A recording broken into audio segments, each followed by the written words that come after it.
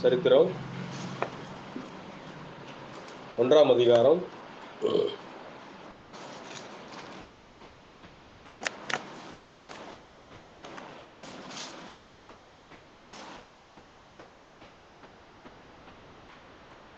335 பக்கம் பழைய ஏற்பாட்டில்.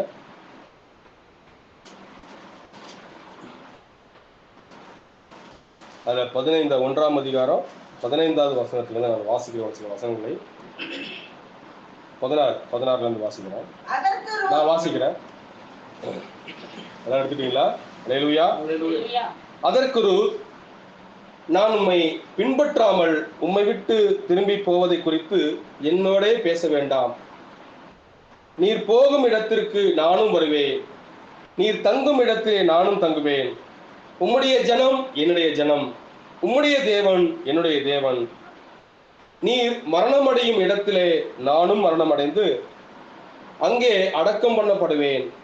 மரணமே அல்லாமல் வேறு ஒன்றும் உம்மை விட்டு என்னை பிரித்தால் கர்த்தர் அதற்கு சரியாகவும் அதற்கு அதிகமாகவும் எனக்கு செய்ய கடவர் என்றார். அவள் தன்னோட கூட வர மன உறுதியா இருக்கிறதை கண்டு அப்புறம் அதை குறித்து அவளோட ஒன்றும் பேசவில்லை. நாம் ஜெபம் செய்வோம். எங்களை அதிகமாக நேசிக்கிற நல்ல பிதாவே, இதோ இந்த கால வேளையில நாங்கள் உம்மை பாடி ஆராதித்தோம். ஆண்டவரே, உம்மை நாங்கள் மகிமைப்படுத்தினோம், உம்மை துதித்தோம். உம்முடைய நாமத்துக்கு எல்லா மகிமையும் நாங்கள் செலுத்தினோம் ராஜா.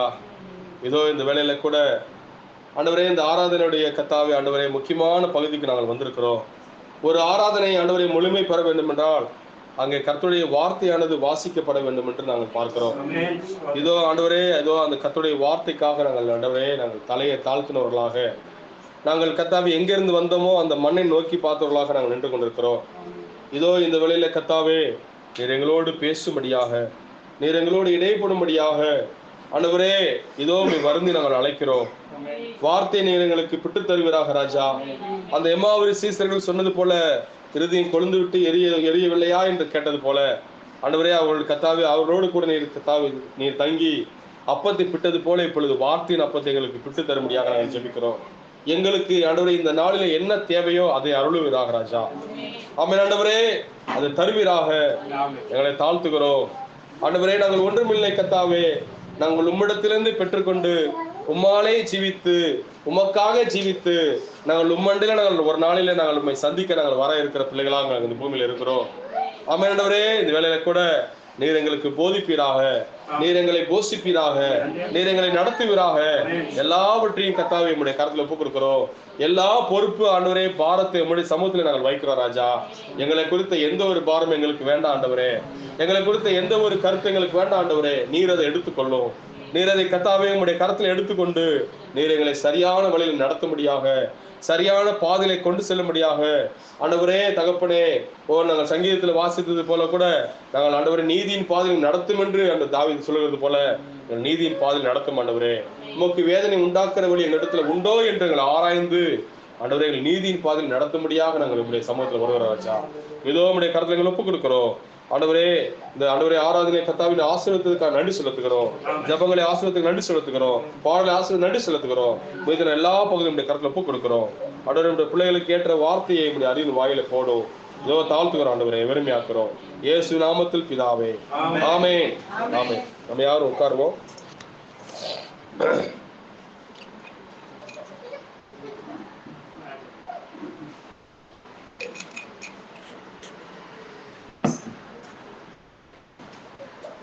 அல்லேலூயா. கர்த்தருடைய பரிசுத்த நாமத்துக்கு மகிமை உண்டாவதாக.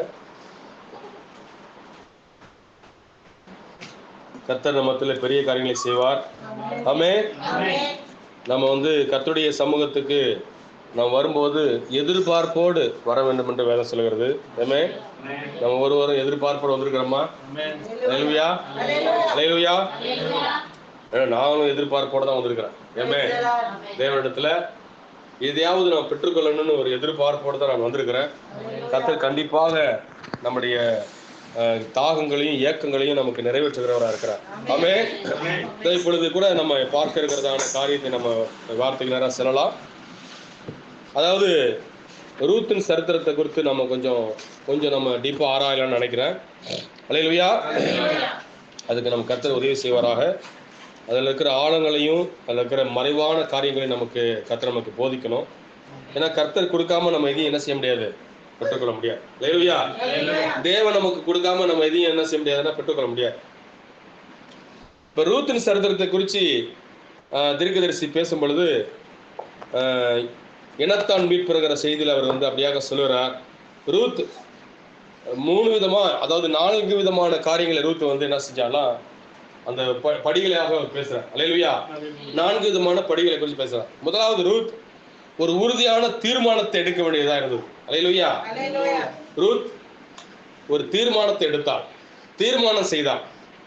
இரண்டாவதாக ரூத் சேவை செய்தாள். மூன்றாவதாக ரூத் பாத்தீங்கன்னாக்கா இளைப்பாறுதாள்.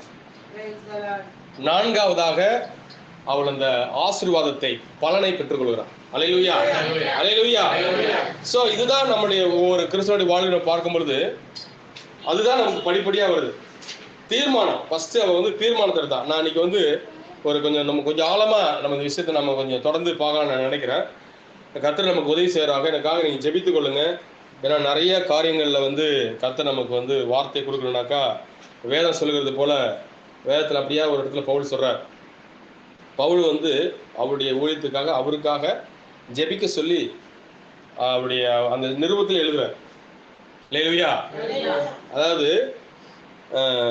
அந்த வசனம் எனக்கு சரியா ஞாபகம் இல்லை. அதாவது இந்த காலத்துடைய சுவிசேஷத்தை குறித்ததான காரியத்தை குறித்து பேசும்போது, நான் தைரியமா என் வாயை திறந்து சுவிசேஷ ரகசியத்தை அறிவிக்கத்தக்க கர்த்தர் எனக்கு வாக்குகளை தரும்படியாக எனக்கு வேண்டிக் கொள்ளுங்கன்னு சொல்றார். அவரே கேட்கிறார். அவர் எவ்வளவு பெரிய ஊழியர், நம்மளாம் ஒண்ணுமே கிடையாது, ஒரு புள்ளி கூட கிடையாது. அல்லேலூயா. அப்போ அதுக்காக எனக்காக நீங்க ஜெபித்துக் கொள்ளுங்க. கண்டிப்பா உங்களுக்கு ஏற்ற காரியங்களை கர்த்தர் செய்வார். அல்லேலூயா. நம்ம ஒரு சின்ன ஒரு காரியமா தான் நம்ம இருக்கிறோம், சின்ன ஒரு ஐக்கியமா தான் நம்ம ஐக்கியப்படுறோம். இதை கர்த்தர் பெரியதா ஆக்குறதுக்கு அவரால் முடியும். அல்லேலூயா. அல்லேலூயா. ஒரு சபையுடைய வளர்ச்சியோ அல்லது சபையுடைய ஒரு முக்கியமான காரியமோ, ஒரு விசுவாசியோட தரமானது அது கூட்டத்தில் எண்ணிக்கையில் கிடையாது இல்லைன்னு சொல்றாரு. அல்லேலூயா. ஒரு விசுவாசியுடைய தரம், ஒரு விசுவாசியுடைய ஒரு உண்மையான ஒரு காரியமானது சபையோடைய எண்ணிக்கையில கிடையாது அப்படிங்கிறார். அல்லேலூயா. நம்ம எண்ணிக்கையில எவ்வளவு பேர் இருக்குங்கிறது இங்க முக்கியம் கிடையாது. நம்ம எப்படி வார்த்தையில இருக்கோங்கிறது தான் முக்கியம். அல்லேலூயா. நம்ம வார்த்தையை எந்த அளவுக்கு பிலீவ் பண்றோம், எந்த அளவுக்கு நம்ம அதை நம்முடைய வாழ்க்கையில அப்ளை பண்றோம். அல்லேலூயா. அல்லேலூயா. நம்ம விசுவாசிக்கிறோம், அந்த விசுவாசிக்கிற அந்த காரியத்தை நம்ம ஏற்றுக்கொள்றோம். விசுவாசித்து ஏற்றுக்கொள்றது மட்டும் கிடையாது, அதாவது வேதம் சொல்லுங்க, வசனத்தை கேட்கிறவன் பாக்கியவன் சொல்லப்பட்டு. ஆனா கேட்கறது காரியம் கிடையாது, இங்க பெரிய விஷயம் கிடையாது. வசனத்தை கேட்டு போறது விஷயமே கிடையாது. அப்போ அங்க வேதம் கேட்கிறவன் இருக்கும்போது அங்க என்ன சொல்லுனாக்கா, அந்த வார்த்தையை தன்னுடைய வாழ்க்கையில அப்ளை பண்றதுதான் ஸ்பெசிஃபிக். அல்லேலூயா. அல்லேலூயா. அது கேட்கும்போது அதை கேட்டு நம்முடைய வாழ்க்கையில என்ன செய்யணும், நடைமுறைக்கு கொண்டு வர்றதுதான் இங்க ஒரு கருத்தா இருக்கு. நடைமுறைக்கு அதை கொண்டு வரணும். ஏன்னா விசுவாசுடைய காரியமே அதுதான். ஏமே இப்ப நம்ம தீர்மானத்தை குறித்து பார்ப்போம். நம்ம அந்த ஸ்டெப் கொஞ்சம் 2 அல்லது 3 பிரிச்சுக்கலாம். அல்லேலூயா. ஒருவேளை அடுத்த வாரம் கூட நம்ம தொடரலாம். தீர்மானம் இன்னைக்கு நான் எடுத்துக்க வந்தது பார்த்தீங்கன்னா, ரூத் தீர்மானம், உறுதியான தீர்மானம் எடுத்தான். அல்லேலூயா. ரூத் ஒரு உறுதியான தீர்மானம் எடுத்தான். இப்ப நம்ம தீர்மானம்ங்கிறத ஒரு காரியத்தை பார்க்கும் பொழுது நீங்க பாத்தீங்கன்னாக்கா, நம்மளுடைய வாழ்க்கையிலும் நம்மளும் ஏதாவது ஒரு காரியத்தால இந்த உலகத்துல இருக்கிற ஒவ்வொரு பொருளை வாங்குறதா இருந்தாலும், ஒவ்வொரு வாழ்க்கையில ஒவ்வொரு சம்பவமா இருந்தாலும், நம்ம அதை அதுல ஒரு தீர்மானம் எடுக்க வேண்டியதெல்லாம் இருக்கலாம். அல்லேலூயா. இப்ப உதாரணத்துக்கு சொல்ல போனாக்கா, ஒரு பிள்ளை பிறக்குது, ஒரு தம்பதிக்கு பிள்ளை பிறக்குது. அந்த பிள்ளைக்கு என்ன பேர் வைக்கணும்னு ஒரு தீர்மானம் பண்றோம். நம்ம யோசிக்கிறோம் என்ன பேர் வைக்கிறது அப்படின்னு நம்ம அதை சூஸ் பண்றோம். அதற்கு அப்புறமாக நீங்க பாத்தீங்கன்னா, அந்த புள்ள வளரும் பொழுது அந்த புள்ளை எந்த ஸ்கூல்ல சேர்க்கணும், அந்த புள்ள என்ன ஒரு படிப்பு படிக்கணும்னு நம்ம தீர்மானிக்கிறோம். அல்லேலூயா. அதுக்கப்புறம் இந்த புள்ள வளரும் பொழுது வளர்ந்து அது ஒரு வாலிப வயசு ஆகி அதுக்கு ஒரு திருமண காரியம் வரும் பொழுது அந்த பிள்ளைக்கு, அது அந்த பையனுக்கு அல்ல ஒரு பெண்ணுக்கோ அதுக்கு ஒரு பாரமானது அங்க கிடைக்குது, அதுக்கு ஒரு பொறுப்பானது அங்க வருது.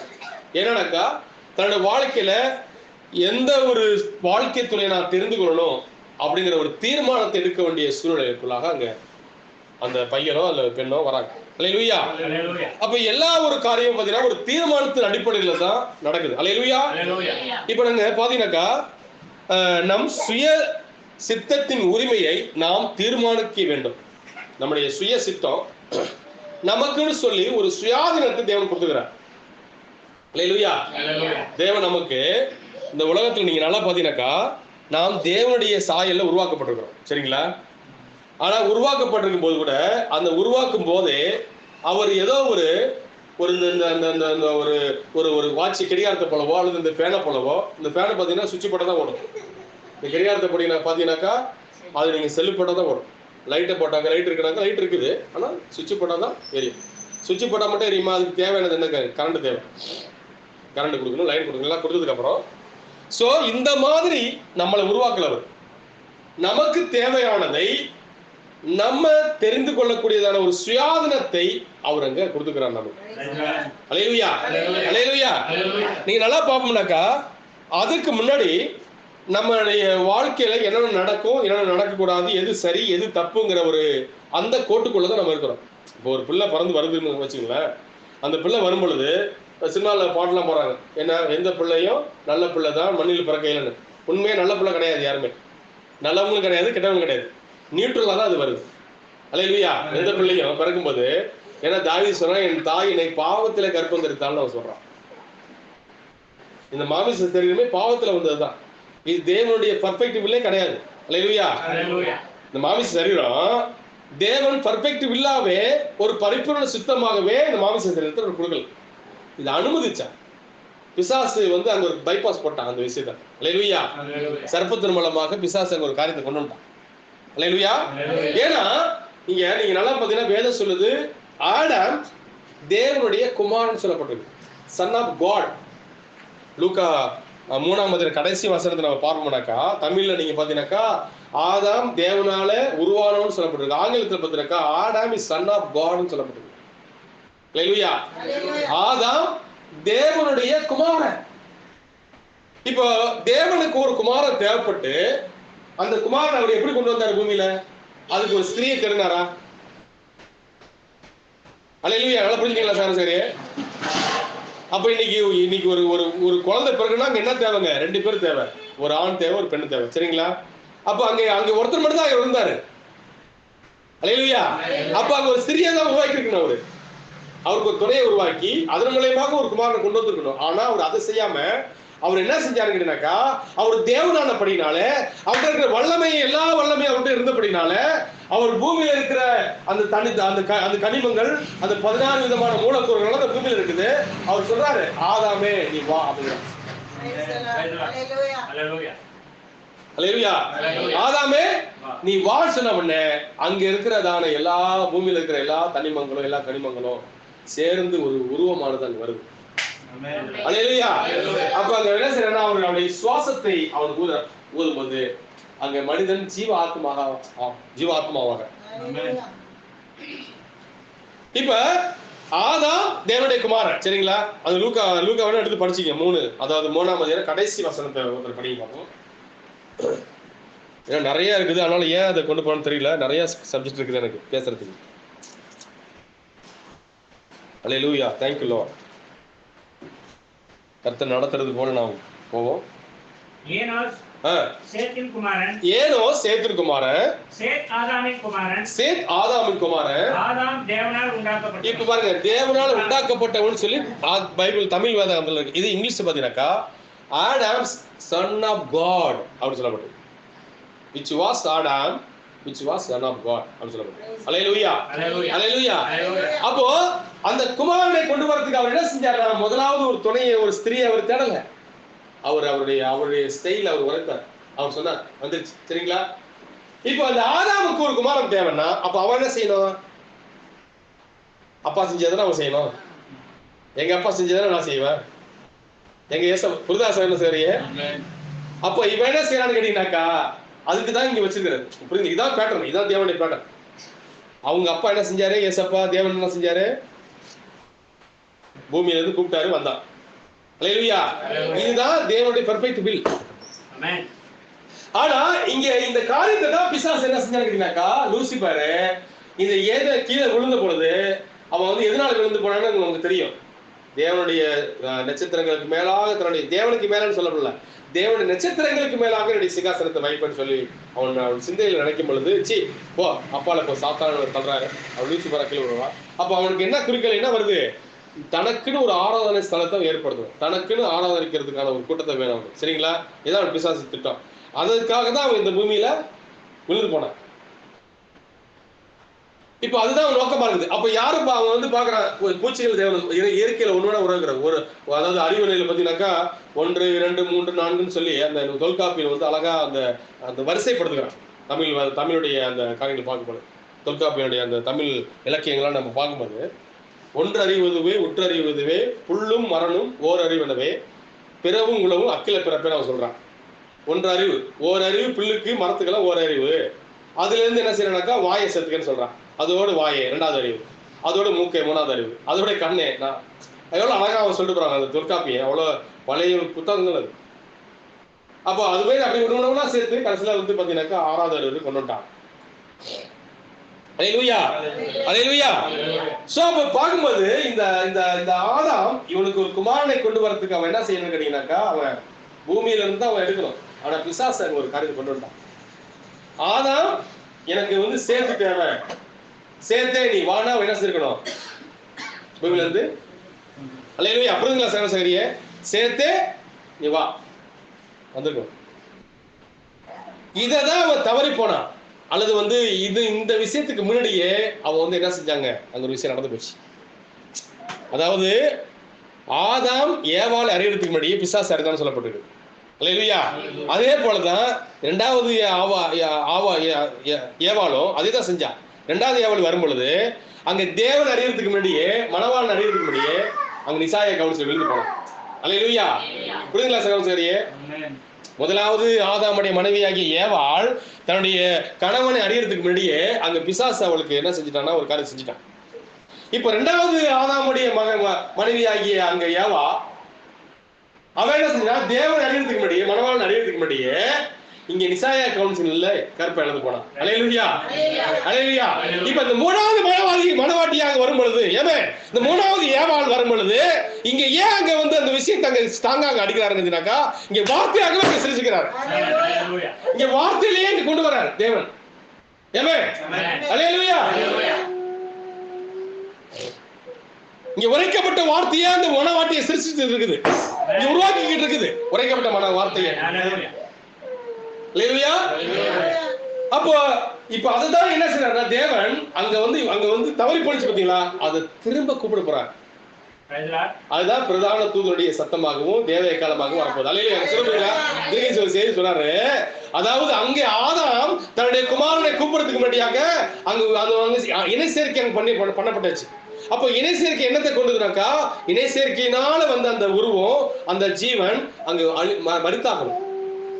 அல்லேலூயா. அப்ப திரும்பி என்ன செய்யறான், இணை சேர்க்கையினால வந்த அவருடைய சந்ததியை, அவருடைய பிள்ளைகளை பூமிக்குள்ளாக அடக்கம் பண்ணப்பட்டு திரும்பி அவர் கூப்பிடுறார், சேர்க்கே நீ வா, பவுலே நீ வா, அல்லேலூயா, தாவீதே நீ வா, அல்லேலூயா. அங்க தவறுனதை இங்க திரும்பி கூப்பிடப்படுறான் தேவன். முந்தின ஆனாலும் தவறுனதை பிந்தின ஆனாலும் கூப்பிட வந்திருக்கிறார். அல்லேலூயா. முந்தின ஆனாலும் தவறிட்டான். எதை செய்யறதுக்கு, தன்னுடைய குமாரர்களை தன்னுடைய பிள்ளைகளை பூமியிலிருந்து கூப்பிடுறது தவறிட்டான். ஆனா பிந்தின ஆதாம் வரும் பொழுது அவர் கூப்பிடுறதுக்கு ஆயத்தம் ரெடியா இருக்கிறார். நம்ம ஒவ்வொருத்தரும் கூப்பிட போறாரு. கல்லறையில் அடக்கம் பண்ணப்பட்ட ஒவ்வொருத்தரும் கூப்பிட என்ன செய்யும், ஆட்டு போயிடுவோம். அல்லேலூயா. அப்போ பாத்தீங்கன்னாக்கா அந்த சுயாதீனமானது நமக்கு தேவன் கொடுத்துக்கிறார். அல்லேலூயா. சுயாதீனத்தை தேவன் நம்ம ஒவ்வொருத்தரும் கொடுத்துக்கிறார். எதுக்குன்னு கேட்டீங்கன்னாக்கா, அதாவது நமக்கு முன்னாடி நல்லது இருக்குது, கெட்டது இருக்குது. நமக்கு முன்னாடி நல்லது இருக்குது, கெட்டது இருக்குது. நம்ம எதை தெரிந்து கொள்றோம் அப்படிங்கறத வந்து தேவன் பார்க்கிறார். அல்லேலூயா. இங்க பாருங்க, தேவனுடைய சாயலை மனிதனை உருவாக்கும் போது மனிதனுக்கு சுயாதீனமான சித்தத்தையும் இவ்வாறு தெரிந்தெடுக்கும் சுதந்திரத்தையும் கொடுக்கும்படி தேவன் வந்து ஒரு காரியத்தை அவர் வைக்கிறார். அல்லேலூயா. அந்த மனிதன் உத்தமத்திற்கும் உத்தமம் அல்லாததற்கும் நல்லதுக்கும் கெட்டதுக்கும் இடையே தீர்மானிக்குமாறு அல்லேலூயா அவனுக்கு ஒரு மாற்றீடு கொடுக்கப்படுது. அவன் எதை தீர்மானிக்கிறானோ அதை வச்சுதான் அவனுடைய வாழ்க்கையில வர பலன் கிடைக்கும். அல்லேலூயா. சொல்றதுல தீர்மானங்கிறது அதுதான். ஒவ்வொரு மனிதனுக்கும் அந்த தீர்மானத்தை தேவன் கொடுத்துக்கிறார். நம்முடைய வாழ்க்கையில நம்ம சரியானத ஒரு தீர்மானத்தோட செய்வோம்னா சரியானதை அங்க என்ன செய்யும்? நம்முடைய வாழ்க்கையில பலன் கொடுப்பார். நம்முடைய வாழ்க்கையில ஒரு தவறான தீர்மானத்தை நம்ம எடுப்போம்னா அங்க தவறான ஒரு காரியம் நமக்கு நடக்கும். இதுல எந்த ஒரு விதிவிலக்கும் கிடையாது. ஐயோ இவங்க இவ்வளவு நாள் ஜெபிச்சாங்கல்ல, உபவாசம் இருந்து போட்டாங்கல்ல, இதனால அவங்களுக்கு நான் அதை செய்யணும்னு தேவன் அப்படிலாம் கிடையாது. ஏன்னா தேவன் அந்த சுயாதீனத்தை, அந்த சுதந்திரத்தை, ஒரு காரியத்தை தெரிந்து கொள்ளக்கூடிய ஒரு காரியத்தை தேவன் நம்ம கொடுத்துக்கிறார். அல்லேலூயா. சபையை தெரிந்து கொள்றது கூட நம்ம கொடுத்துக்கிறார். ஒரு ஊழியக்காரர் தெரிந்து கொள்றது ஒரு கொடுத்துக்கிறார். அதுக்கு வந்து விலை கொடுக்குறார். ஒரு ஊழியக்காரன் எப்படி தெரிந்து கொள்ளணும், ஒரு சபையை எப்படி தெரிந்து கொள்ளணும், அல்லேலூயா, ஒரு ஊழியக்காரன் எப்படி எல்லாம் தெரிஞ்சு செய்து சொல்லிட்டார். எங்கேயுமே நம்ம செய்தி பாருங்க, வார்த்தை எல்லாத்தையும் உரைச்சிட்டு சகோதரியே, இதுக்கப்புறம் போய் எனக்கு தெரியாதுங்கிற ஒரு வார்த்தையை போய் தேவன்கிட்ட போய் சொல்ல முடியாது. எல்லாத்தையும் நமக்கு வச்சுட்டு உங்களுக்கு புரியுதுங்களா? சுயாதீனத்தை கொடுத்துட்டாரு தேவன்.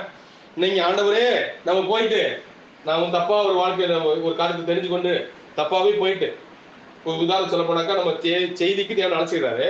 நம்ம பெர்னாம் கேஸுக்கு போயிட்டோம், ஒரு கூட்டம் போயிட்டாங்க. அவங்க போய் ஆண்டவரே எனக்கு தெரியாது ஆண்டவரே இவங்களாம் சொன்னாங்க.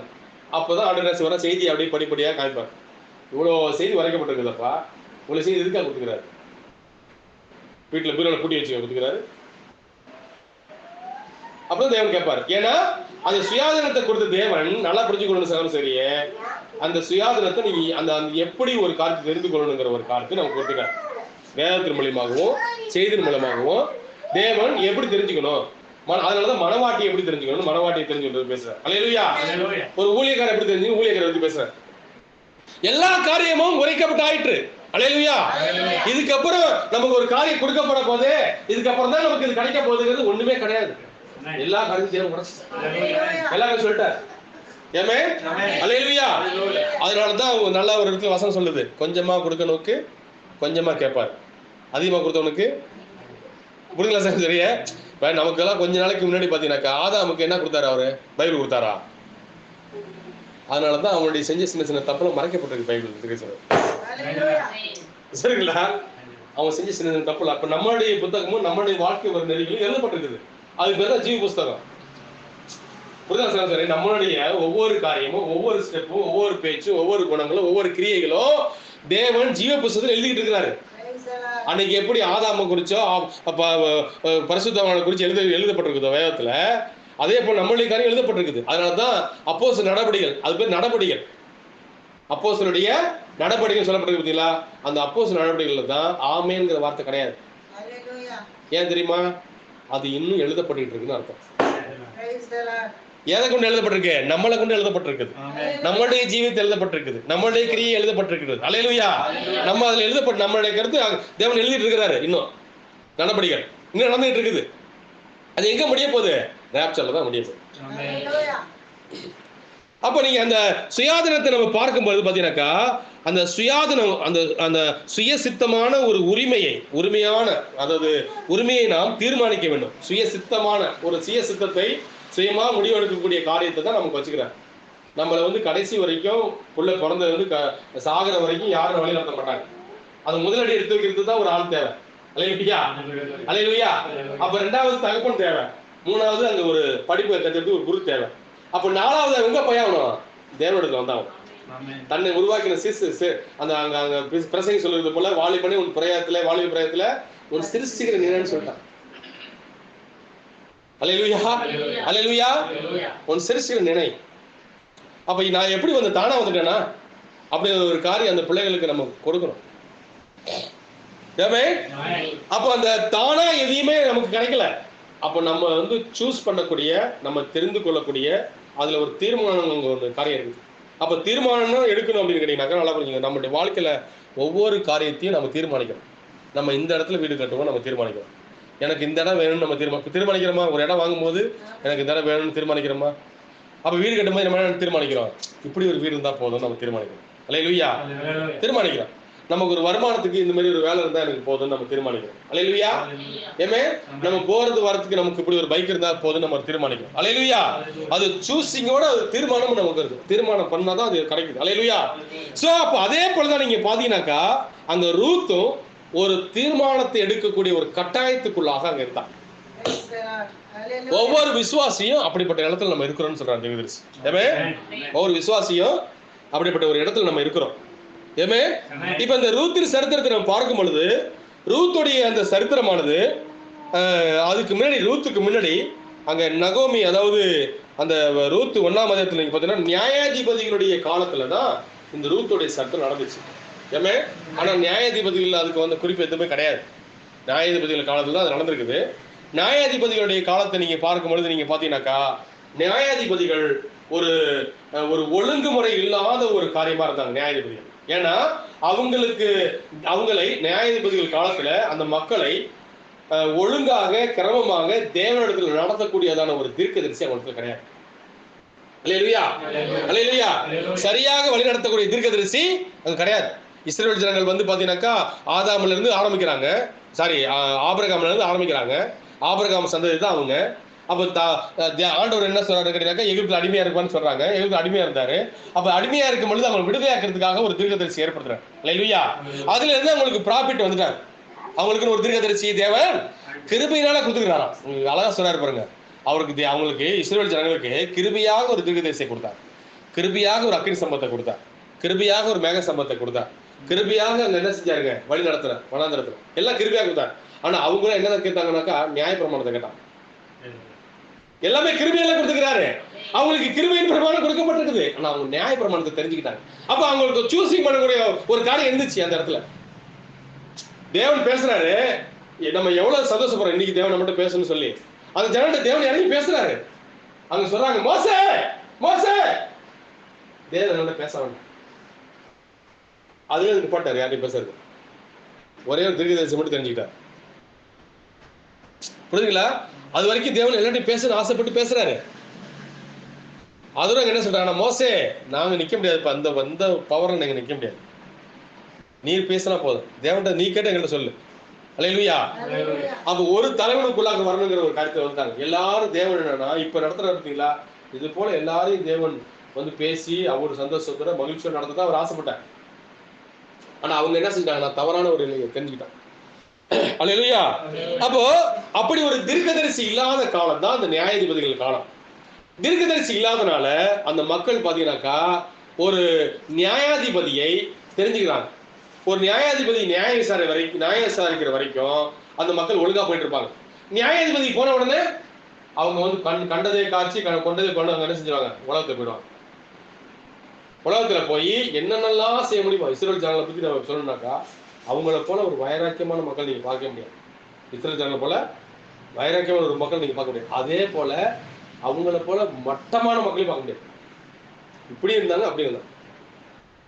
அவங்க போனா ஒரே தடவை தேவனை விட்டுட்டு எந்த அளவுக்கு மோசமா போகணும் போயிடுவான். ஆனா வைராக்கியமா இருந்தானாக்கா அந்த அளவுக்கு வைராக்கியமா இருப்பான். அதான் ஜனனுடைய குணம். இப்படிதான் நியாயாதிபதி காலத்துல விழுந்தா எந்திரிச்சான், இப்படிதான் இருந்தான். இப்படிப்பட்ட காலத்துலதான் அந்த அந்த ஒரு குடும்பம், அதாவது அந்த குடும்பத்தை பத்தி நம்ம பார்க்கணும் அப்படின்னாக்கா அந்த குடும்பத்துல, அதாவது இப்போ 1 படிங்க. நியாயாதிபதிகள் நியாயம் விசாரித்து வரும் நாட்களில் தேசத்திலே பஞ்சம் உண்டாயிற்று. அப்பொழுது யூதாவில் உள்ள பெத்லகேம் ஊரான ஆகிய ஒரு மனுஷன் தன் மனைவியோடு 2 குமாரரோடு கூட மோவாப் தேசத்திலே போய் சஞ்சரித்தான். அந்த மனுஷனுடைய பேர் எலிமெலேக். பாருங்க, அந்த மனுஷனுடைய பேர் என்னங்க, எலிமெலேக். எலிமெலேக் அப்படின்னாக்கா ஆராதனைன்னு அர்த்தம். அல்லேலூயா. அடுத்தது அவன் மனைவியின் பேர் நகோமி. நகோமி அப்படின்னாக்கா இன்பமானவள்னு அர்த்தம். அல்லேலூயா. அதாவது நல்லா புரிஞ்சுக்கொள்ளுங்க, அந்த மனுஷனுடைய பேரு எலிமெலேக். எலிமெலேக்னாக்கா ஆராதனை. அவனுடைய மனைவியின் பேரு இன்பமானவள், நகோமி.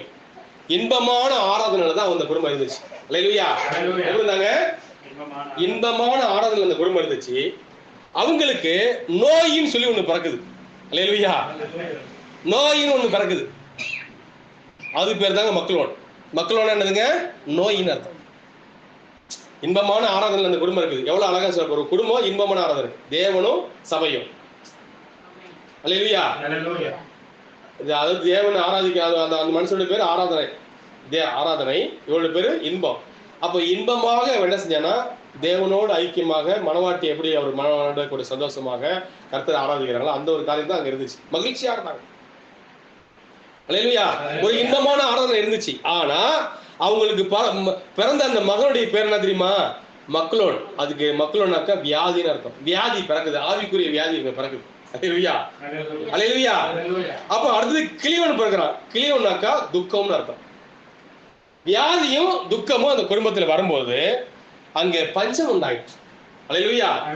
அங்கே பஞ்சம் உண்டாகி அந்த பஞ்சத்தின் நிமித்தமாக அந்த ஜனங்கள் தேவனால் ஆசீர்வதிக்கப்பட்டதான அந்த சொந்த பூமியை விட்டுட்டு, அந்த பரிசுத்த லேண்டை விட்டுட்டு என்ன செய்றாங்கன்னாக்கா, அந்த ஹோலி லேண்ட் சொல்லப்பட்டிருக்கு. அல்லேலூயா. அல்லேலூயா. அந்த பரிசுத்த பூமியை விட்டுட்டு அவங்க என்ன செய்றாங்கன்னாக்கா, ஒரு சபிக்கப்பட்ட ஒரு இடத்துக்கு அங்க பாத்தீங்கன்னாக்கா அவங்க என்ன செய்றாங்க, இப்படி போறாங்க. அல்லேலூயா. அந்த மனுஷனுடைய பேர் எலிமெலேக்கு. அந்த 2 படிக்க பார்ப்போம். அந்த மனுஷனுடைய பேர் எலிமெலேக்கு, அவன் மனைவியின் பேர் நகோமி, அவனுடைய 2 குமாரரில் ஒருவன் பேர் மக்லோன், மற்றொருவன் பேர் கிலியோன். யூதாவில் உள்ள பெத்லகேம் ஊராகிய எப்ராத்தாவியராகிய அவர்கள் மோவாப் தேசத்திற்கு போய் அங்கே இருந்து விட்டார்கள். பாருங்க, அங்க அவங்க இங்க பஞ்சம் உண்டான போது அந்த அந்த பெத்லகேம்னாக்கா தேவனுடைய அப்பத்தின் வீடுன்னு அர்த்தம். அல்லேலூயா. பெத்லகேம்னா என்னங்க? தேவனுடைய அப்பத்தின் வீடு. அங்க ஆகாரம் உற்பத்தி ஆகிறது அங்கதான். சொல்ல போனாக்கா எருசலேம்ல இருந்து ஒரு 10 கிலோமீட்டர் தூரம் தான் அது அந்த பெத்லகேம். அந்த யூதேயா நாடு முழுவதுக்கும் அதிகமா வளர்ச்சி நெல், அதாவது கோதுமை விளையாடுற இடம் கேட்டாக்கா பெத்லகேம் தான். அப்ப இந்த பெத்லகேம் தேவனுடைய அப்பத்தின் வீடா இருந்துச்சு. அல்லேலூயா. அல்லேலூயா.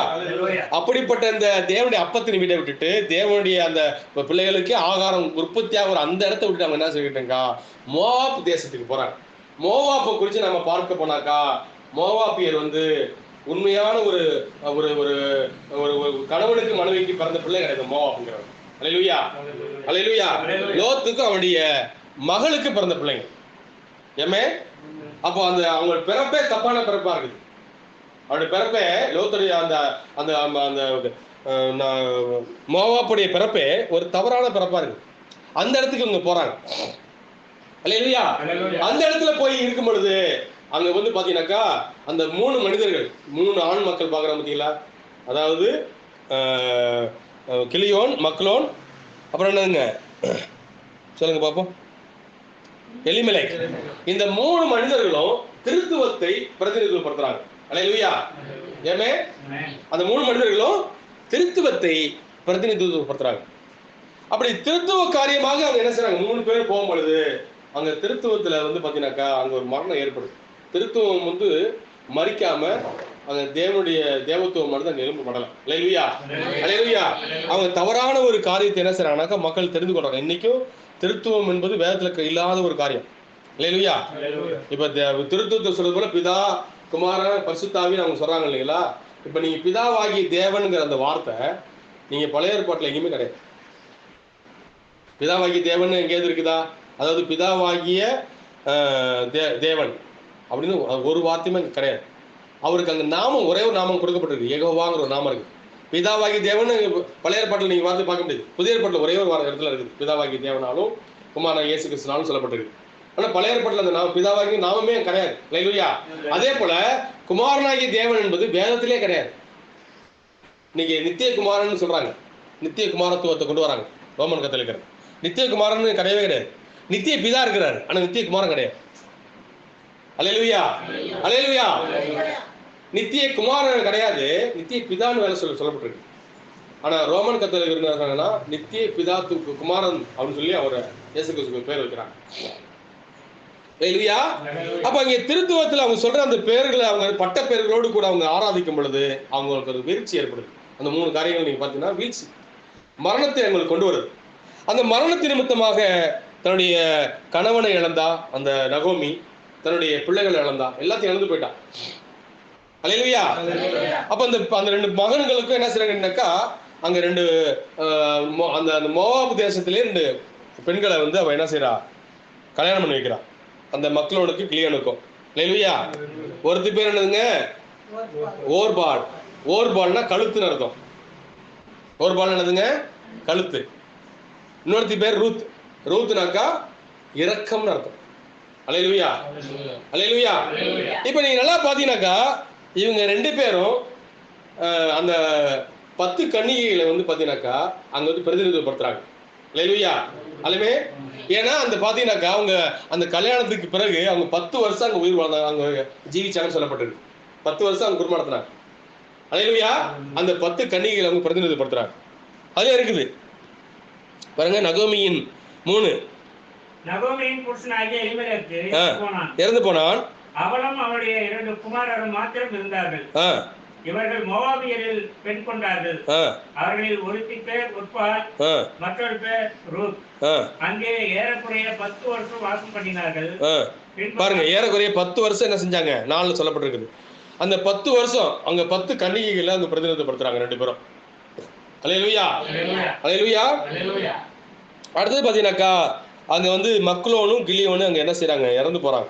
இறந்து போன அந்த 3 ஸ்திரீகள் மாத்திரம் அவங்க இருக்காங்க, தனித்து விடப்படுறாங்க. அல்லேலூயா. இப்ப நீங்க நல்லா பாத்தீங்கன்னாக்கா அவங்க பரிசுத்த பூமியை விட்டு அவங்க என்ன செஞ்சிடக்கூடாது? அவங்க போயிருக்க கூடாது.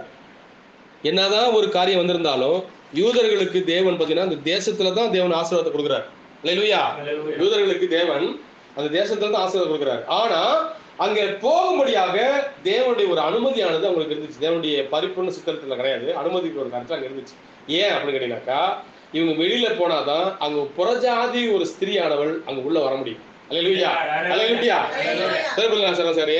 இதே போலதான் யூதர்களுடைய காரியத்தை நம்ம எடுத்துக்கிட்டாலும் கூட யூதர்களை வந்து பாத்தீங்கன்னாக்கா வலுக்கட்டாயமாக யூத தேசத்துக்கு வெட்டுறாரு. வலுக்கட்டாயம் வெட்டுறாரு. இப்ப முதலாக அவர் வெட்டுறது எங்க அவங்களுக்குனாக்கா தானியேல் காலத்துல, சரிங்களா? எரேமியா தீர்க்கதரிசி மூலமாக வெட்டுறாரு. விரட்டப்பட்ட போது அங்க என்ன நடந்துச்சு? தானியேலுடைய அந்த அந்த காரியங்கள் வரும் பொழுது அங்க புறஜாதியுடைய காலமானது எப்படி துவங்க போது, புறஜாதியுடைய காலம் எல்லாம் அங்க வெளிப்பட ஆரம்பிச்சு. சொல்ல போனாக்கா புறஜாதியுடைய யுகமானது அங்கேயே ஸ்டார்ட் ஆயிடுச்சு வார்த்தையின்படியாக. அல்லேலூயா. அல்லேலூயா. ஏமே இப்ப பாருங்க, இப்ப அங்க எங்க வெளியே வெட்டுறாரோ அங்கெல்லாம் புறஜாதி உள்ள வர்றாங்கன்னு அர்த்தம். ஏமே அடுத்தது எங்க வெட்டினாரு? இயேசு கிறிஸ்துக்கு பிற்பாடு தீர்த்தராயம் வந்து வெளில வெட்டுறான். தீர்த்தராயம் வெட்டுற அந்த காலத்துல தான் அங்க என்ன செய்யுங்க? 7 சபை காலத்துல மனவாட்டிங்கிறத தெரிந்து கொள்ளப்படும். அல்லேலூயா. ஏமே அதே அதுக்கு அடையாளம் எவ்வளவு அழகா அந்த அடையாளப்படுத்துது பாருங்க. அங்க அந்த ஜனங்கள் அந்த அந்த அந்த யூத தேசத்தை விட்டுட்டு அந்த குடும்பமானது வெளியில போனதுக்கு பிற்பாடுதான் அங்க ஒரு புறஜாதியில் ஒரு மனவாட்டி உள்ள வரா. அல்லேலூயா. அல்லேலூயா. அது போக அவங்க வெளில போகல அப்படின்னாக்கா உள்ள வந்திருக்க முடியாது. அல்லேலூயா. ஆமென். அப்புறமா நீங்க பாத்தீங்கன்னாக்கா அங்க கர்த்தர் தன்னுடைய ஜனங்களை சந்திக்கிறார். அவங்களுடைய தேவைகள்ல அங்க பஞ்சத்துல இருந்து தேவன் அவங்களுக்கு ஆசீர்வாதத்தை கொடுக்குறான்னு சொல்லி அவன் அந்த தேசத்துல மோவாபு தேசத்துல இருக்கும் போது அவன் கேள்விப்படுறான். கேள்விப்பட்டு என்ன செய்யறான்னு கேட்டீங்கன்னாக்கா 3 பேருமாக புறப்படுறாங்க. நான் இப்ப இன்னும் தீர்மானத்துல கருத்துல நான் வந்துட்டு இருக்கிறேன். அல்லேலூயா. ரூத் வந்து என்ன செஞ்சா? உறுதியான ஒரு தீர்மானத்தை செய்தான், எடுத்தான். பாருங்க, இவங்க 3 பேரும் புறப்பட்டாங்க. எல்லாம் புரிஞ்சுக்கொள்ளுங்க. இவங்க 3 பேரும் எப்படி வந்து சபை காலம் வந்து பாத்தீங்கன்னாக்கா எல்லாரும் சேர்ந்தா சபை காலம் ஆரம்பிக்கப்பட்டுச்சு. எல்லா கணிகளும் அங்க இருக்குது. புத்தி உள்ளது, புத்தி இல்லாதது, அறிவுப்பட்டது, அறிவு உள்ளது எல்லாம் வந்துட்டு இருக்கு. இங்க புறப்பட்டாங்க எல்லாரும் சேர்ந்து. அப்போ இங்க ரூத் அந்த அந்த நகோமி மூலமாக அவங்களுக்கு வந்து ஒரு காரியம் அங்க சொல்லப்படுது. அதாவது ரூத்துக்கு வந்து அங்க ஒரு சோதனை வருது. அல்லேலூயா. இப்ப நம்மளோட வாழ்க்கையில கூட ஒரு காரியத்தை தெரிஞ்சுக்கிறோம்னு வச்சுங்களேன், அந்த காரியத்துல நம்ம உறுதியா இருக்கமாங்கிறது தேவன் சோதிப்பான். அல்லேலூயா. புரியுதா உங்களுக்கு? அந்த காரியத்துல உறுதியா இருக்கியா? இப்ப நம்ம நினைக்கிறோம் நமக்கு வந்து தேவன் திரும்ப திரும்ப ஒரு மறுப்பு வருதே, அப்ப இது தேவ சித்தம் அப்படின்னு நம்ம நினைக்கிறோம். இல்ல, தேவன் நம்ம ஒரு காரியத்தை ஆண்டவருக்காகவோ இல்ல ஒரு உலகத்திலேயோ ஒரு காரியத்தை வந்து ஆண்டவரே நான் செய்யணும், எனக்கு இது செய்யணும்னு சொல்லி ஒரு உறுதியான ஒரு தீர்மானம் எடுத்துட்டு பிற்பாடு அந்த தீர்மானத்தில் நமக்கு ஒரு சோதனை வரும். அது ஒரு தடவை வரும் இல்ல, இங்க ரூத்துக்கு 4 தடவை வந்துச்சு இந்த சோதனை. அல்லேலூயா. ரூத்துக்கு ஒரு தடவை வரல, 4 தடவை வந்துச்சு. இவங்க 3 பேரும் புறப்பட்டு போயிட்டு இருக்காங்க. போகும்போது அங்க நகோமி நிப்பாட்டி என்ன செய்யறாங்க கேட்டீங்கன்னாக்கா, அதை படிப்போம். நகோமி தன் 2 மருமகளை நோக்கி, நீங்கள் இருவரும் உங்கள் தாய் வீட்டுக்கு திரும்பி போங்க.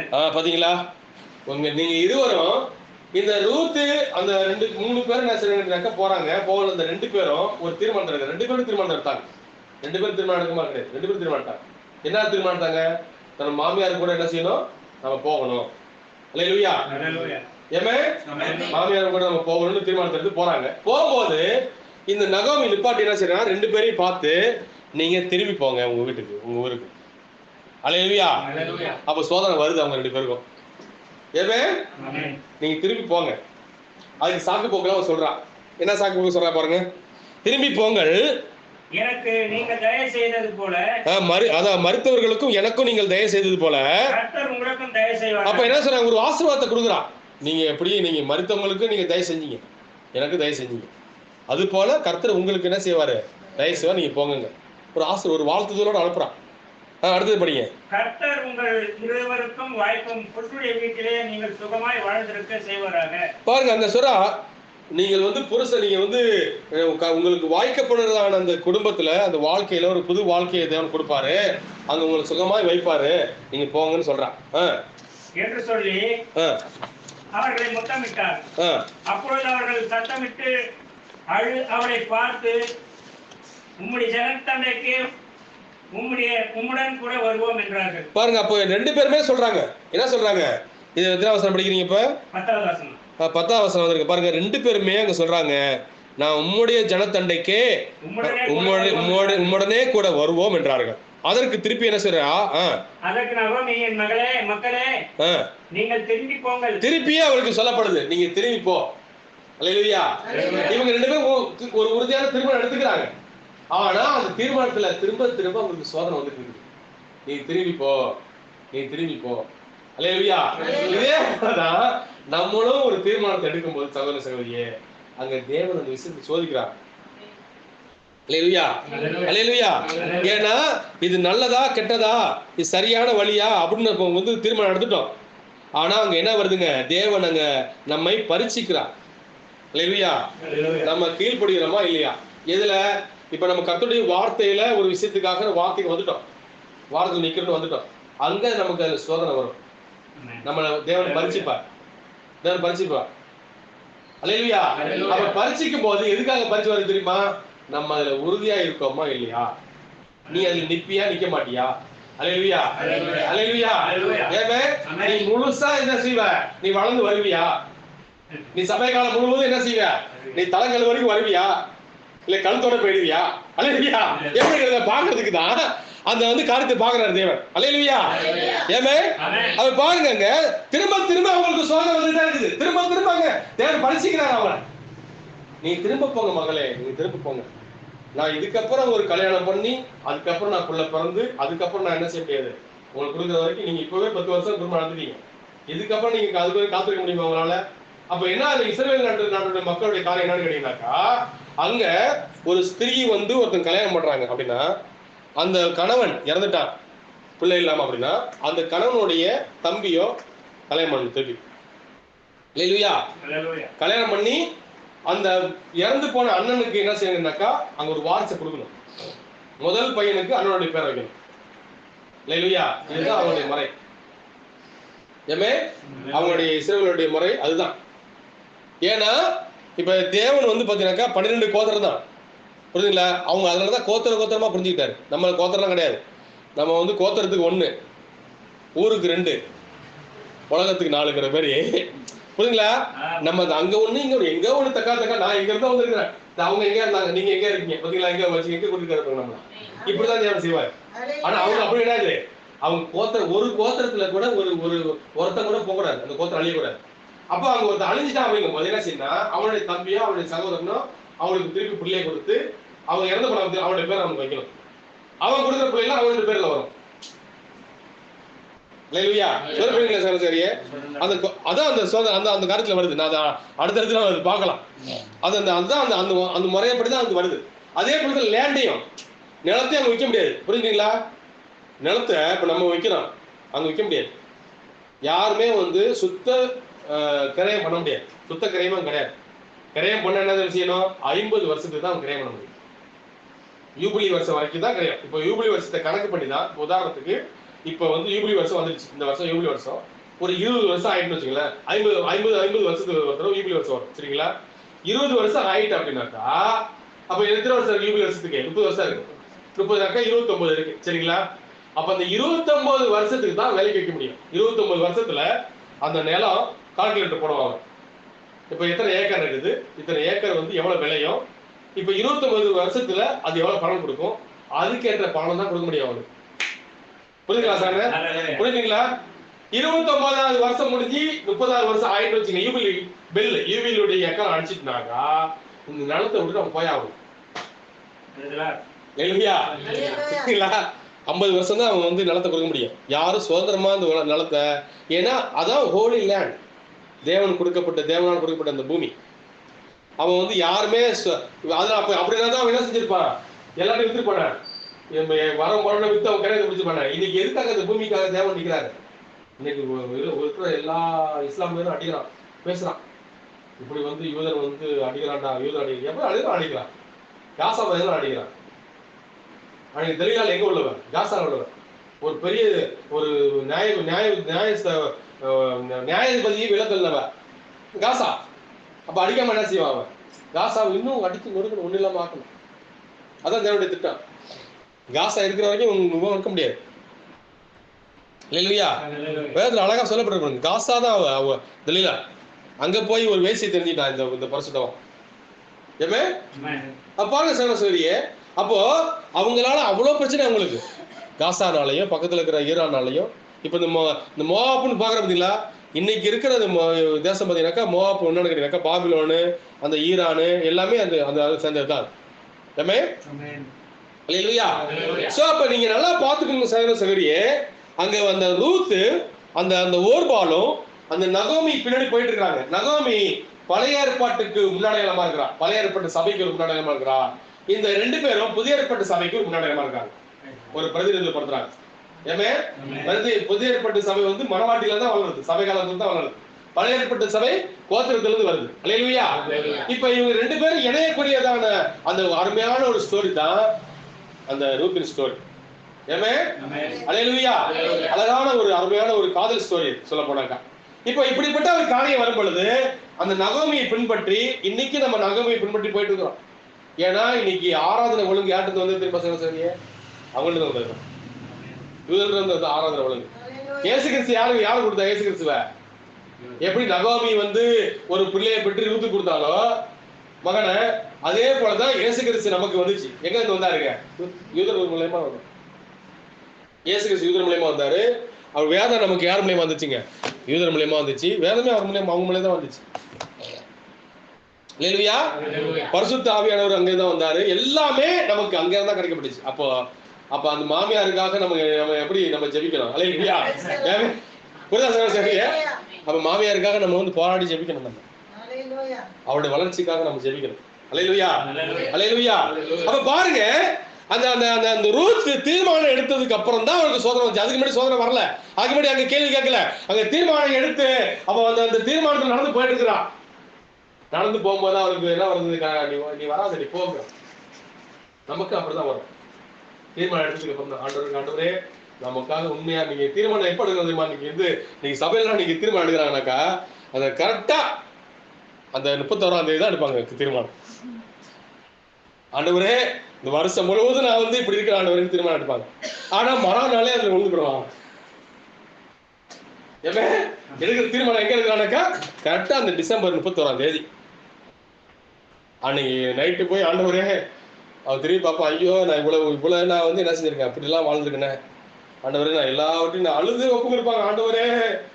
ஆனா மறுநாள் போய் பண்ணினாக்கா என்ன நடக்காங்க? போய் நான் மோசமா நடக்க தீர்மானம். நம்ம எடுக்கிற தீர்மானத்தில் நம்ம உறுதியா இருக்கிறோமான்னு தேவன் பார்க்கிறார். அதுக்காக தான் நமக்கு என்ன வருதுங்க? சோதனையும் நம்மளை தேவனை பரிச்சு சோதனையை கொண்டு பிரச்சனைகளை கொண்டு தீர்மானம் எடுத்து தீர்மானத்துக்கு விரோதமான சில காரியங்கள் நம்ம வாழ்க்கையில தேவனை அனுமதிச்சு அதை பரிசித்து பார்க்கிறார். அது நிக்கிறோமா இல்லையா? அதுதான் இங்க நடந்துச்சு. பாருங்க, முதலாவது 8வது வசனத்துல நீ திரும்பி போன்னு சொல்றா, சரிங்களா? 2வது 11ஆம் வசனத்துல பாருங்க, நீங்க சொல்றா அதற்கு நகோமி மக்களே நீங்கள் திரும்பி போங்கன்னு சொல்றா.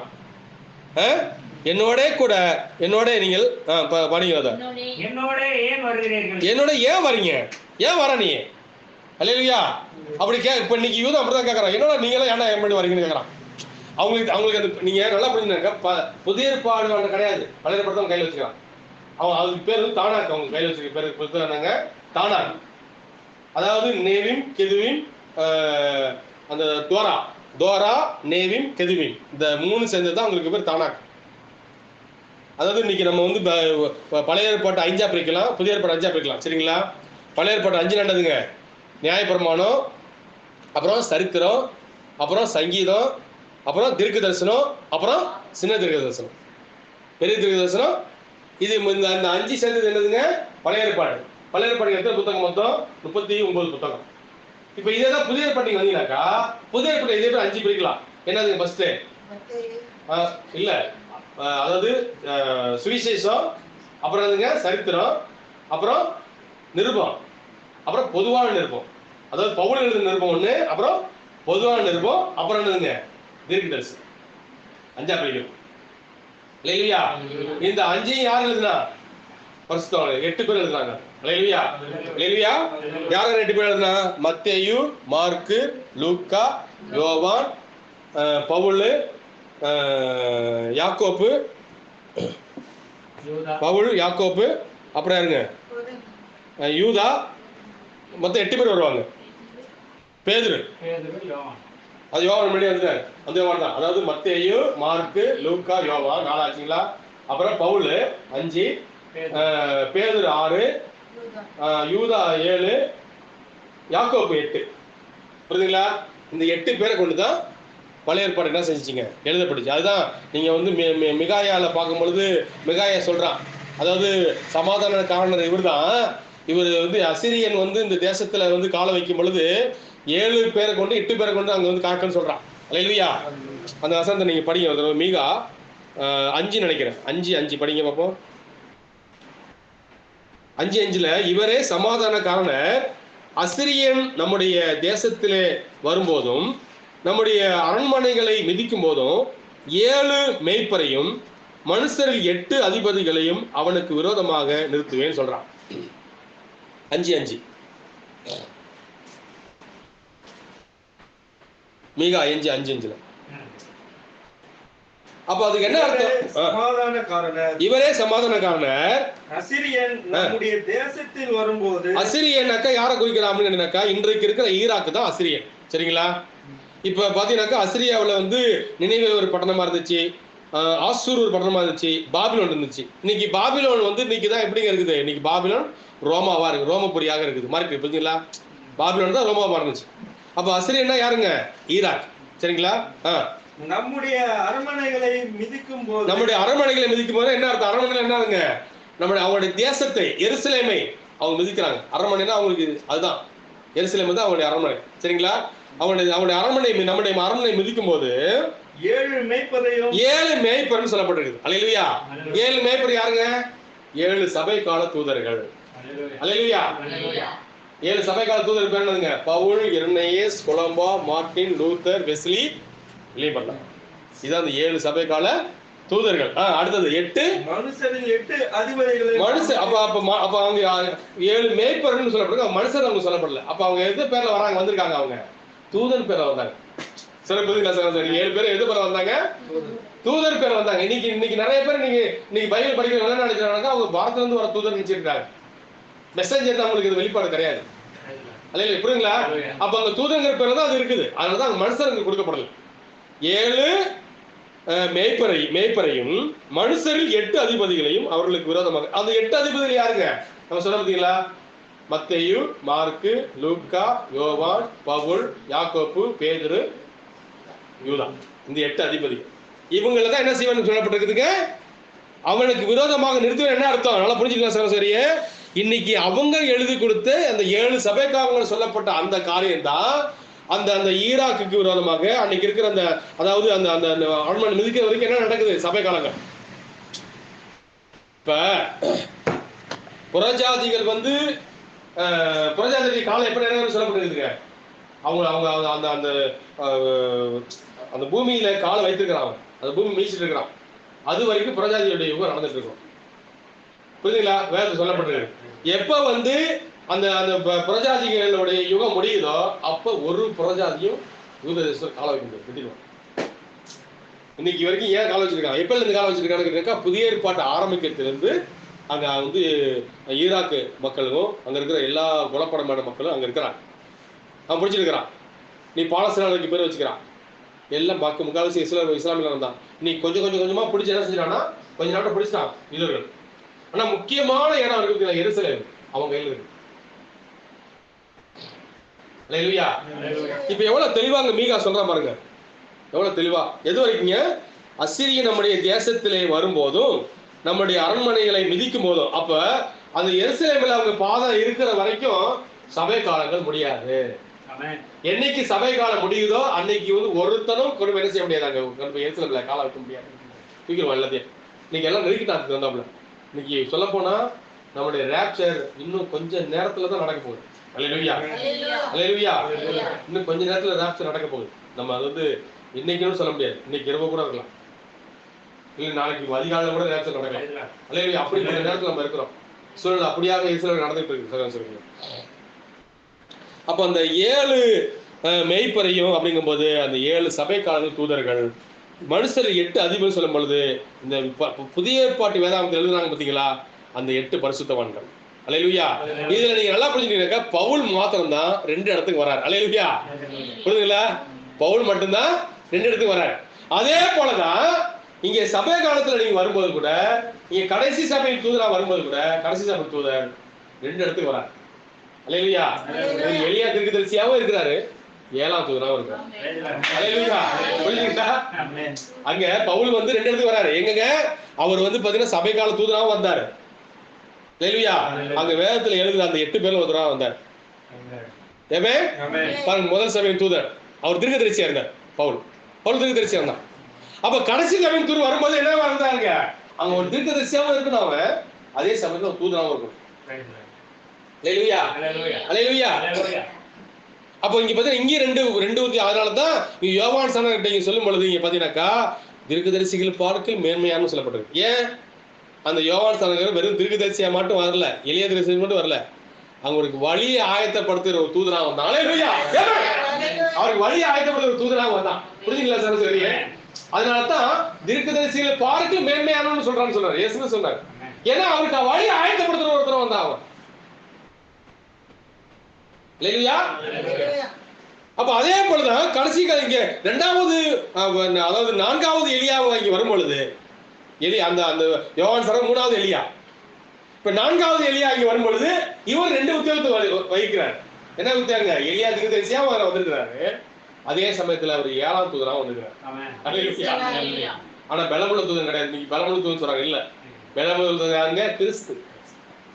பலமுள்ள தூதனாகிய கிறிஸ்து நம்ம மத்தியில் இருக்கும் பொழுது 7ஆம் தூதன் பக்கத்துல இருக்காருன்னு அவர் சொல்றாரு. சீல்ஸ் சொல்றாரு, அவ்வளவு தெளிவா சொல்றாரு.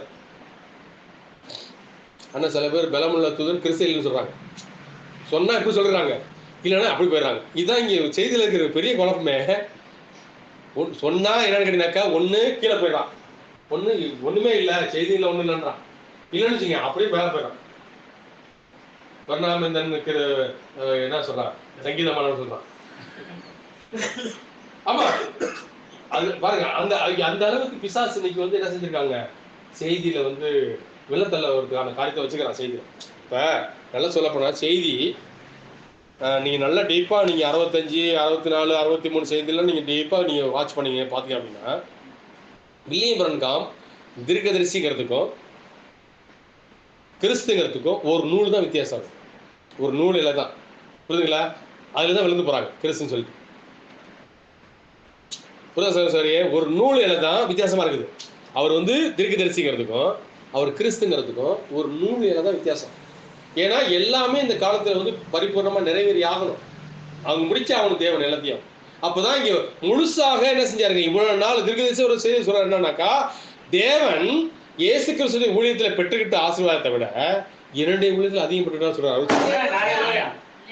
பாருங்க, அப்ப எப்படி பாருங்க, அப்ப எங்க கொண்டு இணைப்பு அவரை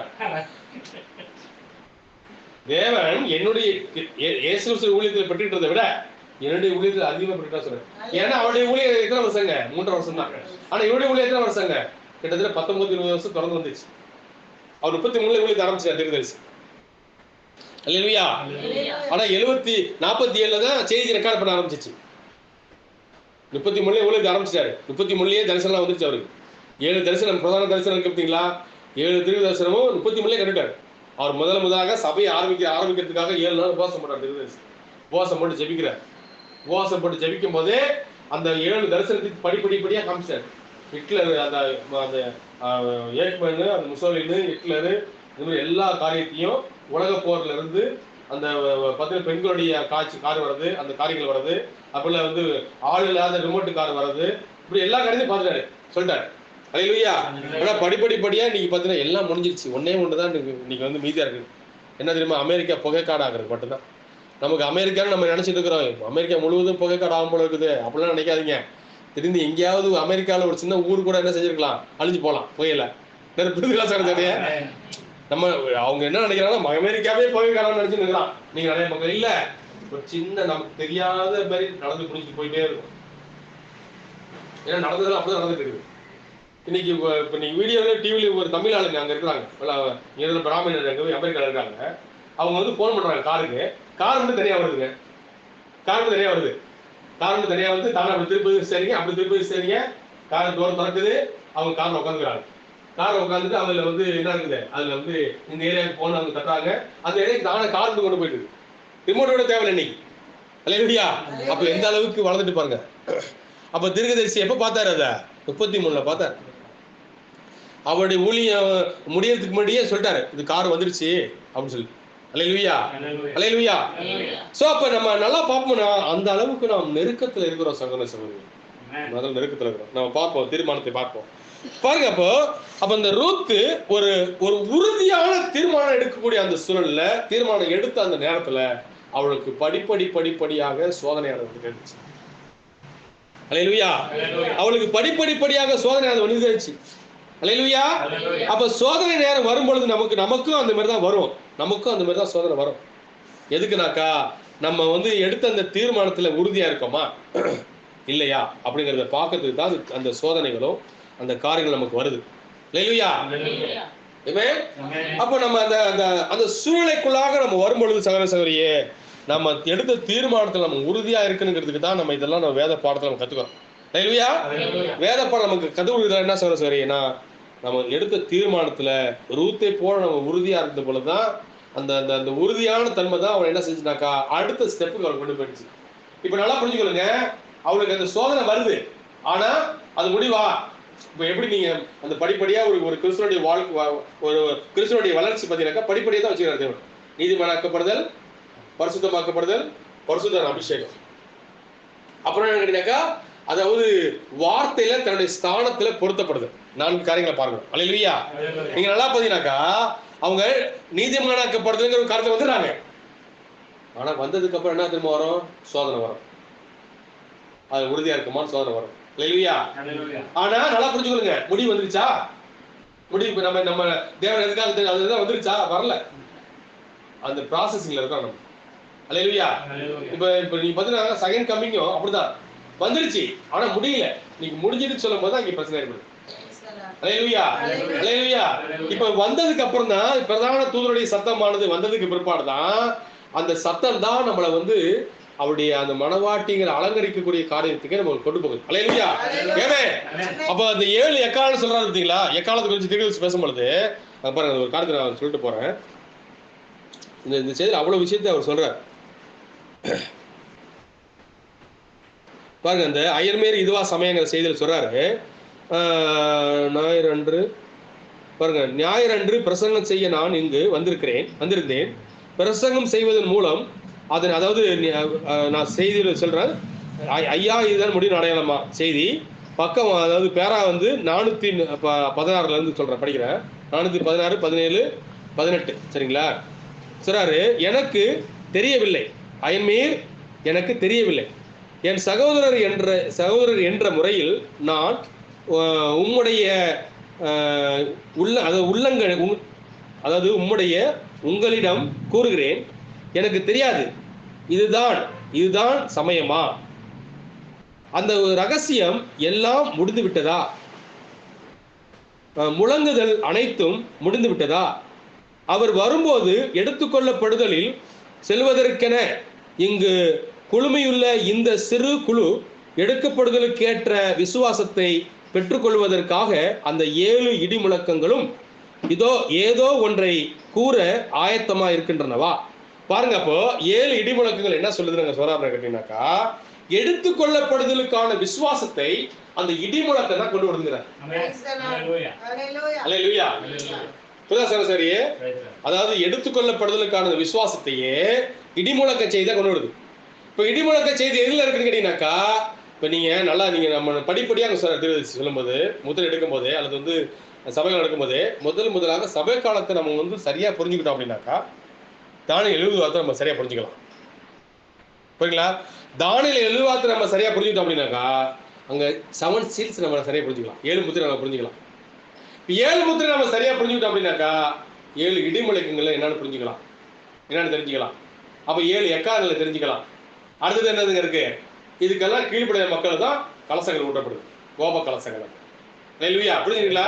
இப்ப நீங்க அதாவது சீல்ஸ் 7 முத்திரைகள், 7 எக்காலங்கள், 7 இடிமுழக்கங்கள், இது 3 ஒன்னா நடக்கிற மாதிரி தான் நடக்கும். ஒரு மிங்கல் தான் நடந்துட்டு இருக்கு. இல்லையா? புரியுதுங்களா? இப்ப 7 இடிமுழக்கங்களும் 7 முத்திரையும் புறஜாதியோட நடந்துட்டு இருக்கு. புறஜாதி காலத்துல நடந்துட்டு இருக்கு. இப்ப எக்காலங்களும் எங்க போகுது அப்படின்னாக்கா யூதர்களுக்கு போகுது. ஏன்னா எக்கால சத்தம் நமக்கு அது புரியாது. எக்காலங்கிறது நேரம் அங்க யாருக்கு புரியுங்க? அது நமக்கு எக்கால பண்டிகை நமக்கு கிடையாது. ஏன்னா எக்கால குறித்த பண்டிகையே அவங்க யாருக்கு வைக்கிறானுங்கன்னாக்கா யூதர்கள் தான் வைக்கிறாங்க. ஒவ்வொரு எக்காலத்துக்கும் என்னென்ன பண்டிகை இருக்குது, என்னென்ன சத்தம் இருக்குது அப்படின்னு அவங்க பண்டிகை வைக்கிறாங்க. அப்ப நமக்கு என்னன்னாக்கா இடிமுழக்கங்களும் முத்திரையும். அல்லேலூயா. அப்ப அவர் சொல்றாரு, இதுதான் முடிவின் அடையாளமா? இதுதான் இருக்குமா ஒரு வேலை? அப்பவே அவர் அந்த காரியத்தெல்லாம் பார்த்துட்டு முடிஞ்சிருச்சுன்னு நினைக்கிறாரு. அல்லேலூயா. முடிந்து விட்டதா கேட்கிறார் பாருங்க. முடிந்து விட்டதா? அவர் வரும்போது எடுத்துக்கொள்ளப்படுதலில் செல்வதற்கென இங்கு குழுமியுள்ள இந்த சிறு குழு எடுத்துக்கொள்ளப்படுவதற்கு ஏற்ற விசுவாசத்தை பெற்றுக்கொள்வதற்காக அந்த 7 இடிமுழக்கங்கள் ஏதோ ஒன்றை கூற ஆயத்தமா இருக்கின்றனவா? அப்ப 7 இடிமுழக்கங்கள் என்பது ஒரு மெசேஜ் தான், ஒரு சத்தம் கிடையாது. நல்லா புரிஞ்சுக்கொள்ளுங்க. இப்ப 7ஆம் தூதன் எக்காலம் ஓதும் போது என்ன நடக்கிறான்னா, நான் எழுத வேண்டும் என்று சொல்லப்பட்டிருக்குது. இடிமுழக்கங்கள் பாருங்க, அந்த விஷயத்தை பார்ப்போம்.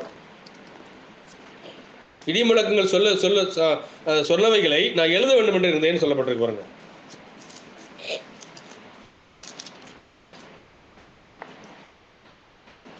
அந்த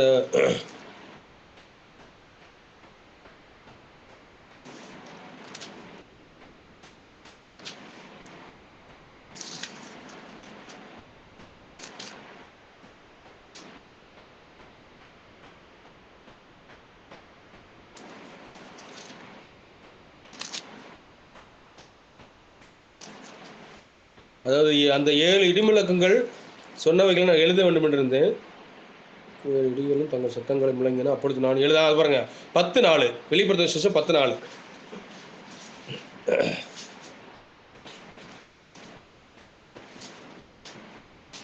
அவ்வேறு இடிமுழக்கங்கள் தங்கள் சத்தங்களை முழங்கின போது நான் எழுத வேண்டும் என்று. நீங்க நல்லா பாருங்க, இடிமுழக்கத்தை நம்ம எல்லாரும் கேட்டிருக்கோமா?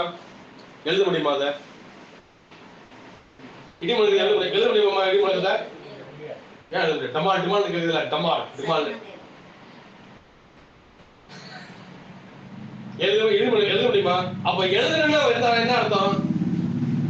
அந்த 7 இடிமுழக்கங்கள் ஒரு மெசேஜ் அவனுக்கு சொல்லுது இல்லையா? ஒரு செய்தி அவனுக்கு கொண்டு வந்திருக்குது. 7 இடிமுழக்கங்கள் ஒரு காரியத்தை, ஒரு சத்தத்தை, ஒரு செய்தியை அவனுக்கு சொல்லுது. 7 இடிமுழக்கங்கள் வந்து அதனாலதான் வேணும் கேட்டீங்கன்னாக்கா, அந்த 7 இடிமுழக்கங்கள் சொன்னவைகளை இருந்தேன் அப்பொழுது வேண்டும் என்று இருந்தேன். அப்பொழுது 7 இடிமுழக்கங்கள் சொன்னவைகளை நீ எழுதாமல் முத்திரை போடு. பாருங்க, அப்ப யோவான் என்ன சொல்றாருங்க? நீ முத்திரை போடு, நீ எழுதாத. அப்ப என்ன அர்த்தம் சகோதர சகோதரியே? சீல்ஸ் மாத்திரம் தான் நீ வெளிப்படையா எழுதப்பட்டிருக்குது. முதலாம் குதிரையானது என்ன செஞ்சிச்சு? முதலாம் குதிரையில வந்தவன் என்ன செஞ்சான்? இரண்டாம் குதிரையானது என்ன செஞ்சிச்சு? அல்லேலூயா, அங்க எழுதப்பட்டிருக்குது. ஆனா அங்க இடி முழக்கங்கள் எழுதப்படல. சீல்ஸ் பாருங்க, பிசாசு நீங்க எல்லாத்தையும் பாவனை செஞ்சுட்டாங்க. தெரியும் சொல்றேன், 7 இடி முழக்கம் எழுதி வச்சு என்ன செஞ்சிருப்பான் அவங்க? நீங்க எல்லாம் சாப்பிடணும். நீங்க அந்த புக்கு போட்டிருக்காங்க, 7 முத்திரையானது புக்கு, 7 சபை காலத்து புக்கு, எல்லாம் புக்கு போட்டிருக்காங்க. இப்ப 7 இடி முழக்கத்தை சொல்லி தர என்ன செஞ்சிருக்காங்க? முத்திரை போட்டா இருந்தா, முத்திரை போடாம இருந்தா அது எழுதிருப்பாங்க, புக்கு போட்டுப்பாங்க. 7 இடி முழக்கங்கள், முதலாவது இடியானது இது வந்து சொல்லிருப்பாங்க. அதனாலதான் பார்த்தாரு ஆண்டவரே, இது மனவாட்டிக்கு மட்டும் தான் வெளிப்படும். இது மனவாட்டிக்கு மட்டும் தான் தெரியணும், வேற யாருக்கும் தெரியக்கூடாது. அப்ப என்ன செஞ்சிட்டாருங்க? முத்திரை போட்டு. அல்லேலூயா, இந்த 7 இடிமுழக்கங்கள் சொல்லுவதை நீ என்ன செய்யாத, எழுதாமல் முத்திரை போடு என்று வானத்திலிருந்து ஒரு சத்தத்தை கேட்டேன். ஒரு சத்தம் உண்டாக கேட்டேன். ஏமே, அப்போ அதுக்கப்புறம் என்ன நடக்க போகுதுங்க? இனிமேதான் 7ஆம் தூதன் வரப்போனா, அந்த 7ஆம் தூதன் எக்காலம் ஓதும் போதுதான் அந்த பாருங்க, அந்த எக்காலத்தில் தான் இருக்குது என்னதுங்க? 7 இடிமுழக்கம். இப்ப 7ஆம் தூதன், அப்ப எக்காலம் யார் பிடிச்சிருக்கிறா பாருங்க, அங்க எவ்வளவு அழகா எக்காலம் தூதன் வந்துருவது இவருதான். ஏமே, அந்த 7ஆம் தூதன் எக்காலம் ஊதும் போதுதான் அந்த எல்லா ரகசியங்களும் இது வரைக்கும் மறைச்சு வச்சிருந்த, இது வரைக்கும் மூட வச்சிருந்த, இது வரைக்கும் திறக்கப்படாம இது வரைக்கும் முத்திரை போட்டு வச்சிருந்த எல்லா முத்திரைகளும் படிப்படியா ஒண்ணா விளக்கிட்டார். இவருடைய பிரசங்கத்தை சொல்லிட்டாரு. சொல்லிட்டு வந்து அவர் என்னன்னா, ரூமுக்கு போய் ஒரு மீட்டிங் புக் பண்றாரு. திருதரிசி புக் பண்ணிட்டு, ஆண்டவரே எக்காலத்தை போய் நாங்க பேசணும், இடி முழக்கத்தை போய் பேசணும்னு சொல்லி என்ன செய்யறாரு? அவரு புக் பண்றாரு. ஆண்டவர் சொல்றாரு, நீ சொல்லாத, நான் கம்முனு.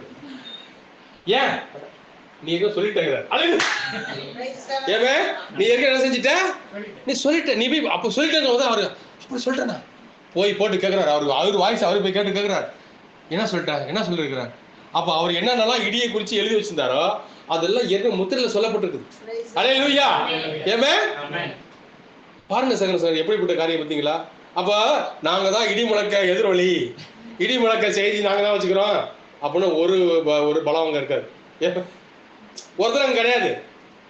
ஏன்னா எல்லாத்தையும் முத்திரையில பேசிட்டாரு, எல்லாத்தையும் முடிச்சிட்டாங்க. அல்லேலூயா, அல்லேலூயா. அப்ப பாருங்க சார், சரி, மனவாட்டிக்கு நீங்க வேணா அது படிச்சு பாருங்க, எழுதிக்கிங்க அதை. அதே மாதிரி இதுவா சமயம் அப்படிங்கிற செய்தி இல்ல, 461 416 17 18 19 எல்லாத்தையும் படிங்க. அவர் அழுகுறாரு. 19 அதாவது 18 19 வந்து அதுக்கப்புறம் அது வேற சொல்லி சொல்றாரு. அப்ப நீங்க பாருங்க, அப்போ நீங்க எழுதி வச்சு தனியா போய் படிங்க.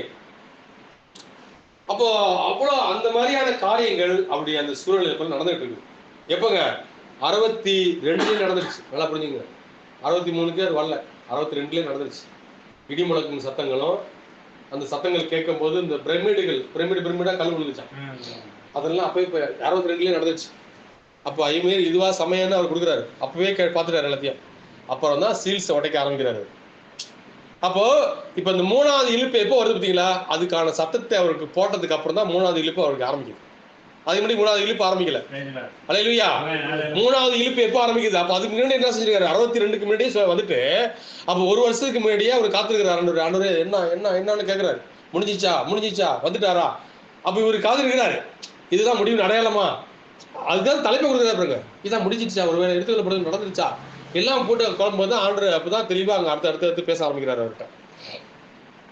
3வது இழுப்பு வரும்போது தான், அப்போதான் அந்த சீல்ஸ் பேசும்போது தான் அந்த சபையில சொல்றாரு, இனி நான் உங்களை என்ன செய்ய மாட்டேன், சபைன்னு சொல்ல மாட்டேன், மனவாட்டின்னு சொல்றேன்னு சொல்றேன். அல்லேலூயா, அல்லேலூயா. அப்படிங்களா?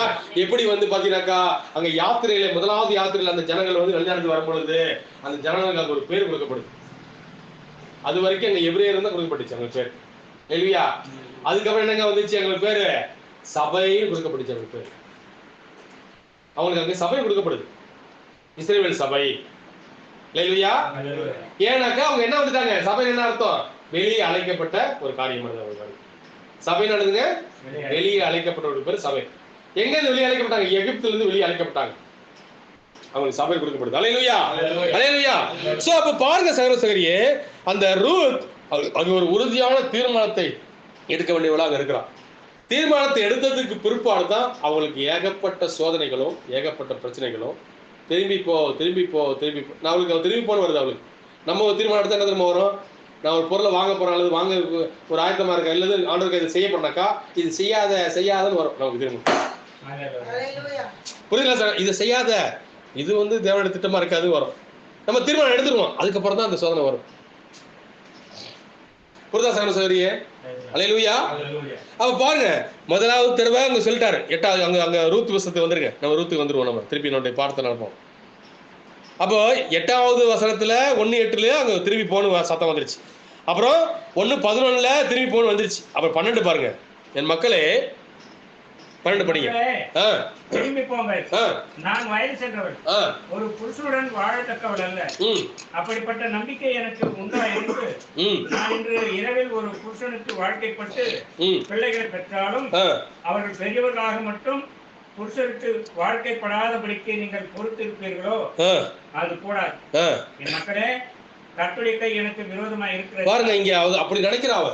அந்த அந்த நகோமி கர்த்தருடைய கரமே எனக்கு விரோதமா இருக்கு அப்படின்னு நினைக்கிறான். ஏன்னாக்கா இன்னைக்கும் பாத்தீங்கன்னாக்கா இஸ்ரேல் ஜனங்கள் வந்து இஸ்ரேல் நாட்டை விட்டுட்டு தீர்த்தராயங்களுக்கு போனதுக்கு அப்புறம் அப்படி நினைச்சாங்க, கர்த்தருடைய கரமே எங்களுக்கு விரோதமா இருக்கு. எத்தனை வருஷங்க? 1 வருஷம் 2 வருஷம் கிடையாது, 2000 வருஷம். ஏறத்தாலும் 2000 வருஷம். இப்பதான் திருக்கதர்ச்சி காலத்துல தான் 47 தான் அவங்க கொண்டு கொடுத்தாங்க. 46 47 தான் அங்க அடிச்சாங்க. இங்க அடிச்சு வெளில போனாங்க. ஹிட்லர் எலும்பி அடிச்சு திருப்பி உள்ள கொண்டு வராங்க. புரியுதுங்களா உங்களுக்கு? அப்ப அவங்க வெளியில போறதுக்கு அவங்க அடி விழுவுது, உள்ள வரதுக்கு அடி விழுவுது. எத்தனை ஈதர்கள் திரும்ப கொண்டாங்க. இன்னைக்கும் நீங்க நல்லா பாத்தீங்கன்னா சகோதரியே, கடைசியா அவங்களுக்கு வந்து ரட்சிப்பு தேவன் கொடுக்குறாரு.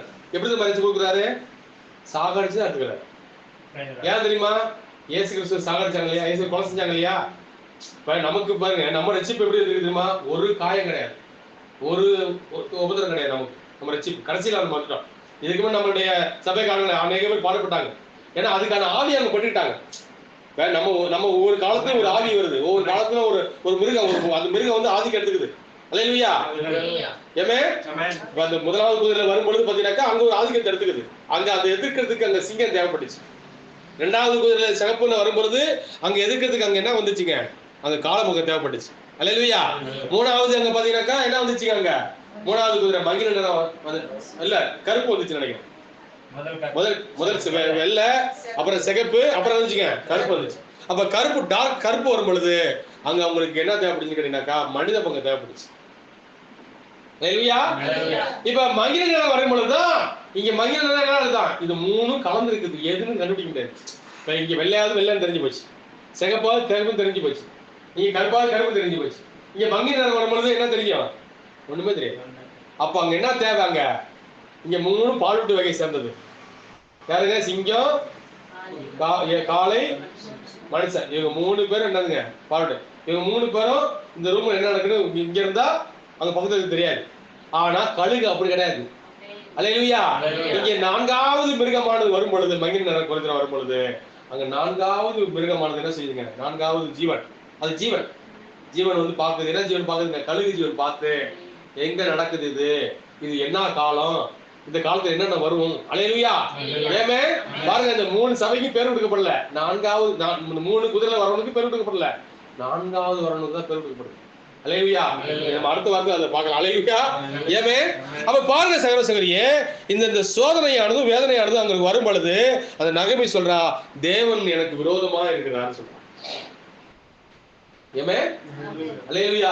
ஆனா உண்மையாகவே தேவனுடைய திட்டம் என்னன்னாக்கா அவங்களை வந்து ஏற்றுக்காம போறாங்க. ரைட், ஓகே, அவங்களை ஒதுக்கி வைக்கிறார். ஆனா அவர் சிலுவையில் அடிக்குன்னு சொன்னாங்க பார்த்தீங்களா? அது எதிர்பார்க்கவே இல்லை. சிலுவையில் அடிக்கும் இயேசு கிறிஸ்துவே. இன்னொரு விஷயம் சொன்னாங்க பாருங்க, அது அதை விட மோசமானது. இதெல்லாம் தானியேல் புத்தகத்துல சொல்றாரு, தானியேல் 7 சொல்றாரு. அந்த அந்த அவங்களுடைய பாவங்கள் தீர்க்கப்படுறது பார்த்தீங்களா? அதுல வருது இதெல்லாம். இன்னொரு விஷயம் என்ன சொன்னாங்க? இந்த இரத்தப்பழி எங்கள் மேலும். அந்த ஒரு வார்த்தை தான் எத்தனை வருஷம் தெரியுமா? 2000 வருஷம் உடல தேவன் அந்த ஒரு வார்த்தை சொன்னாங்க பார்த்தீங்களா?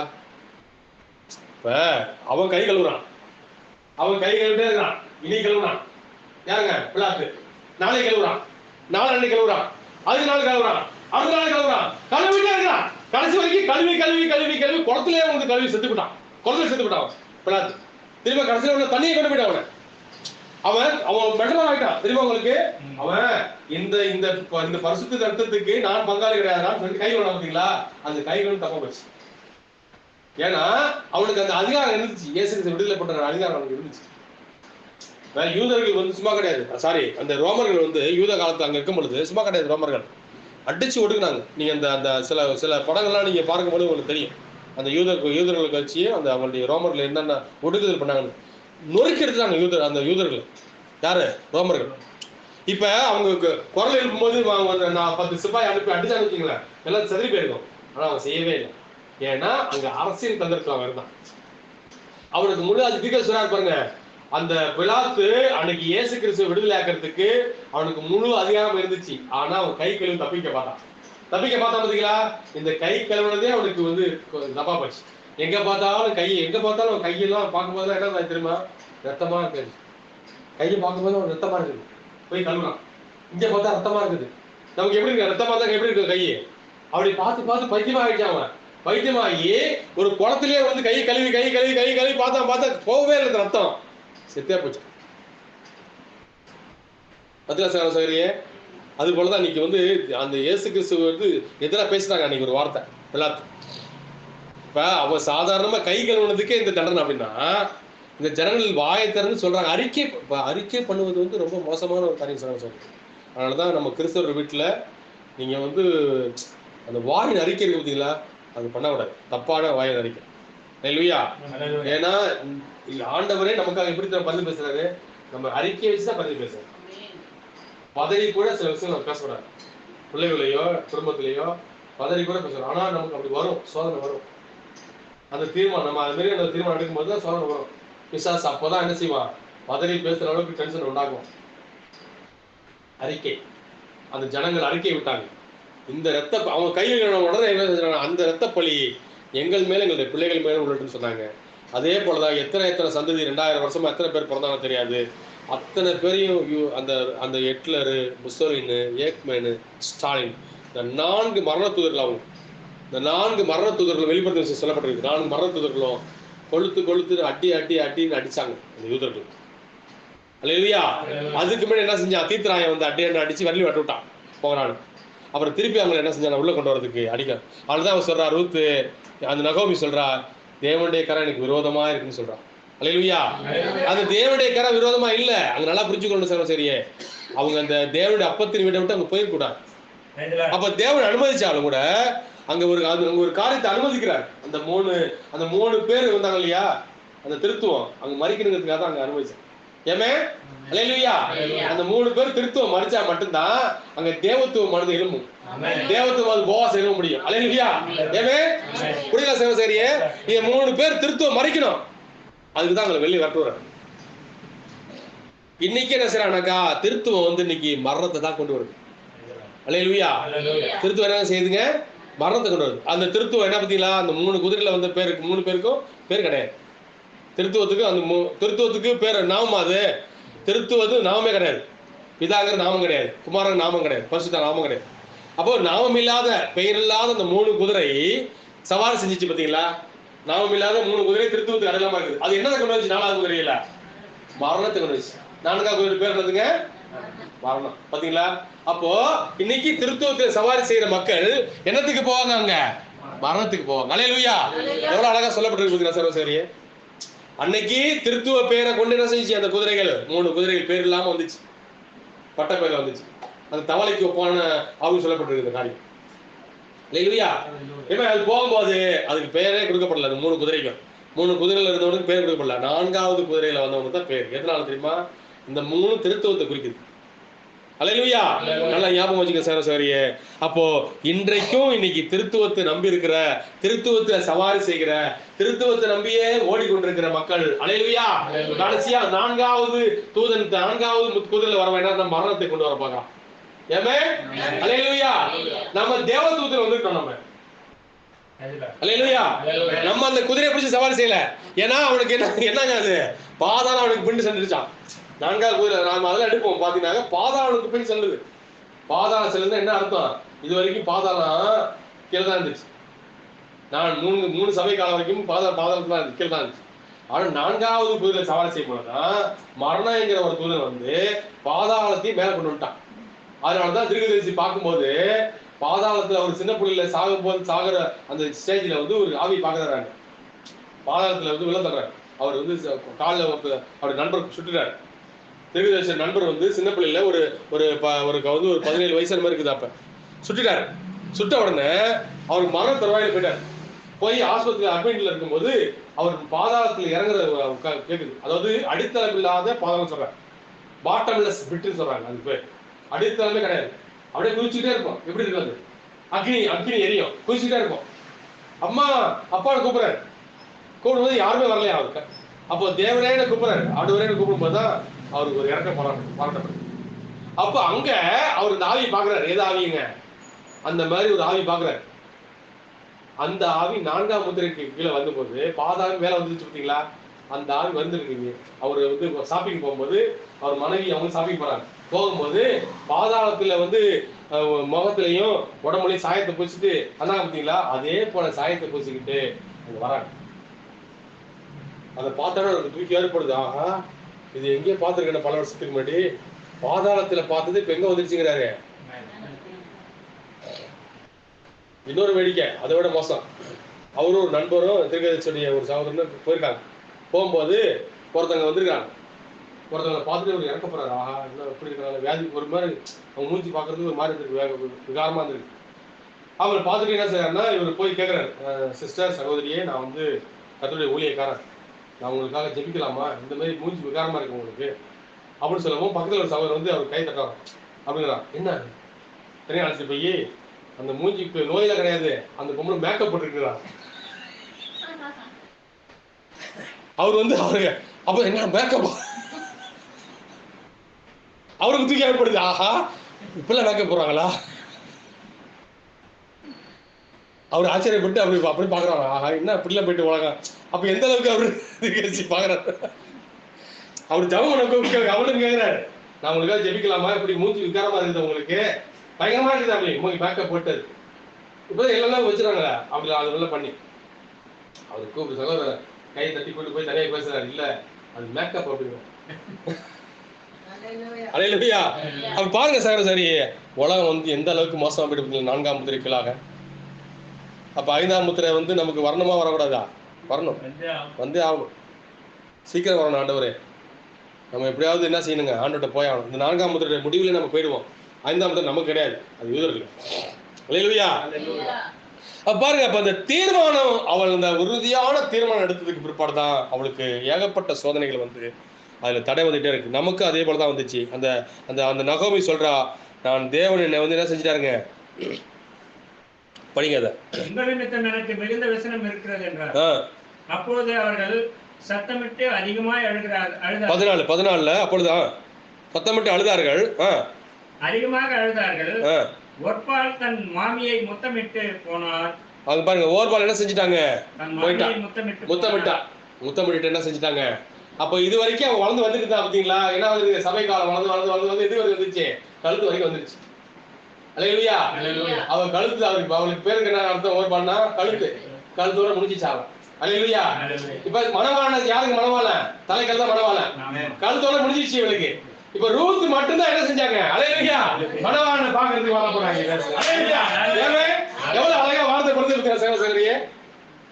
இப்ப சபை காலங்கள் வளர்ந்து வளர்ந்து வளர்ந்து வளர்ந்து என்ன ஆச்சுங்க, புத்தி இல்லாத கன்னிகை கரெக்டா கழுத்து வரைக்கும் வந்துட்டாங்க. புத்தி இல்லாத கன்னிகை கடைசி சபையில தான் ஃபில்டர் பண்ணுது.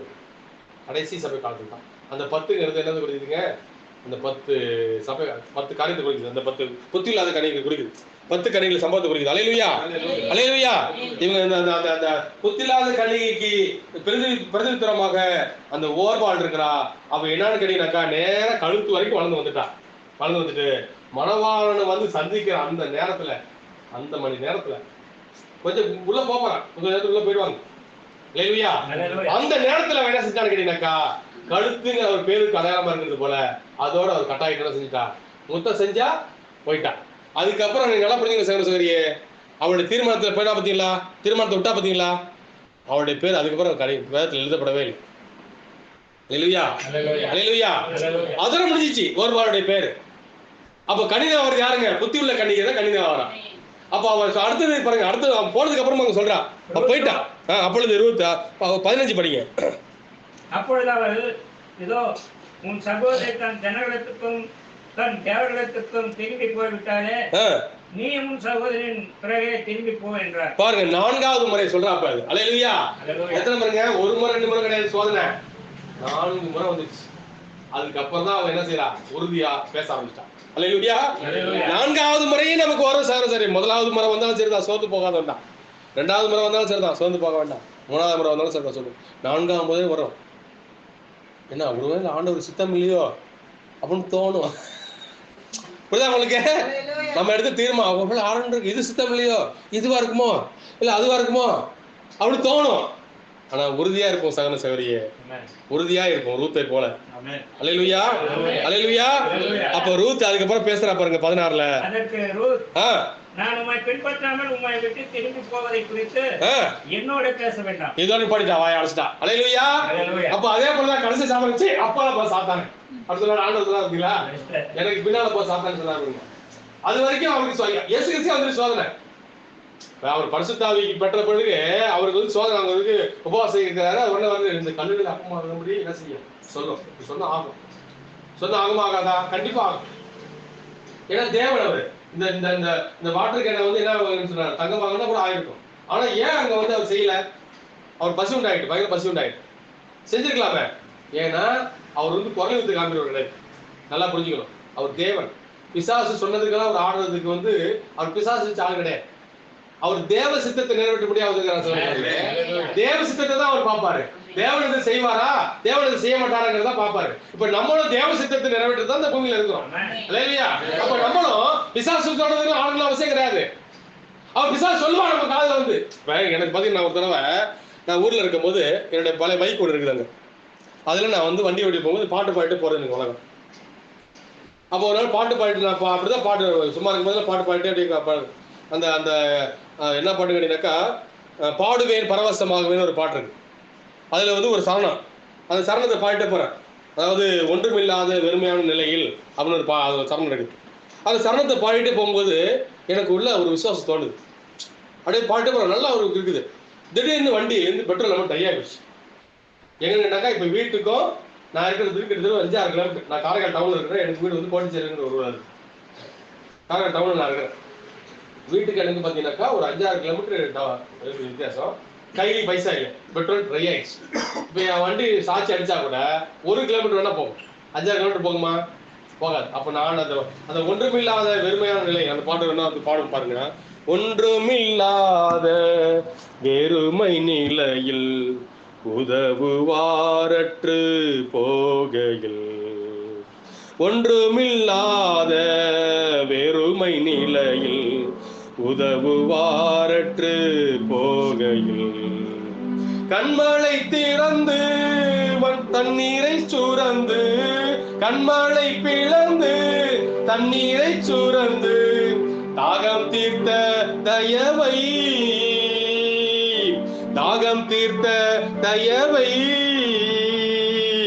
பாடுவேன் பரவசமாக பாட்டு வரும். அல்லேலூயா. பாருங்க, அப்போ ஒன்றுமில்லாத இருந்த அந்த சமயத்துல தான் அந்த ஜனங்களுடைய தாகத்தை தீர்க்கிறதுக்கு வனாந்தரத்துல ஒண்ணுமே கிடையாது. தாகத்துக்கு ஏதாவது வழி இருக்கா? இல்ல, கண்மலை தான் இருந்துச்சு. அப்ப அங்க கண்மலையை பிளந்து அவங்களுக்கு தண்ணீரை கொடுத்தாரு தேவன். அல்லேலூயா. அதே போல நான் பாடிட்டே போகும்போது வண்டி தனியா போயிடுச்சு. எனக்கு ஒண்ணு தோணுது. அப்ப ஆண்டவர் சொல்றேன், ஆண்டவரே இப்ப எப்படி இந்த ஜனங்களை செய்யலாம் போய் செய்யுங்க. விசுவாசம் வந்துருச்சு எனக்கு. நான் சொல்றேன், நான் வீட்டுல போய் காசு எடுத்துக்கிட்டு அதுக்கப்புறம் தான் பெட்ரோல் பங்க் போவேன். அது வரைக்கும் வண்டி என்ன செய்யக்கூடாது, வண்டி நிக்க விட. புரியுதுங்களா? வண்டி ஸ்டார்ட் பண்றேன், வண்டி பிசா சொல்றான், நீ போகாத, இந்த பக்கத்துல உங்க ஃப்ரெண்ட் இருக்கா பத்தியா, 100 காசு வாங்கிக்கிறேன், காசு வாங்கி பெட்ரோல் போடுங்கிறான். கண்டிப்பா அது கொடுப்பாங்க. ஆனா சொல்றாங்க பிசாசு இப்படிதான் சொல்லுவான். அந்த விசுவாசத்தை, நம்மளுடைய விசுவாசத்தை குன்றி போக முடியாக, நம்ம எடுத்த அந்த தீர்மானத்தை வந்து நமக்கு வந்து மடங்கடிக்க முடியாக நமக்கு என்ன செய்வோம், பிசாசு சோதனை கொண்டு வருவோம். அல்லேலூயா. அது தேவன் பாக்குறாரு. நீ சொன்ன அறிக்கைட்ட விசுவாசம் அது வந்துருச்சு. இதுல சோதனை வரும்போது நீ என்ன செய்வ? அப்ப சொல்றச்சு அப்ப சாத்தான ஆண்டவனுக்கு செய்வார் சொல்லிட்டு என்ன செய்யணும், ஒண்ணுமே நினைக்கல. நான் நிறைய நேரங்கள்ல பெட்ரோல் இல்லாமலே வண்டி ஓடி இருக்கு. எனக்கு என்ன நினைப்பது தெரியுமாண்ணா, எனக்கு தெரியும் பெட்ரோல் பங்குல போய் பெட்ரோல் போறதுன்னு நினைச்சுட்டே போவேன். பெட்ரோல் பங்குல போய் என் கூட யாராவது வரும்போது மட்டும்தான் வண்டி இடையில ஸ்டாப் ஆகும். நான் என் கூட யாரும் வரணும், அவங்களோட அவிசுவாசம் இருக்குங்களா, அது எனக்கு கிரேசி. என் கூட வரும்போது அப்ப ஸ்டாப் ஆகி போகும். அப்ப கூட நீங்க நல்லா பாருங்களேன், 2 தடவை ஆயிருக்குது. 2 தடவையும் யாராவது ஒருத்தங்க பெட்ரோல் கொண்டு கொடுத்துட்டான் கையிலே. அவன் பெட்ரோல் வச்சிருக்கான் வண்டியில.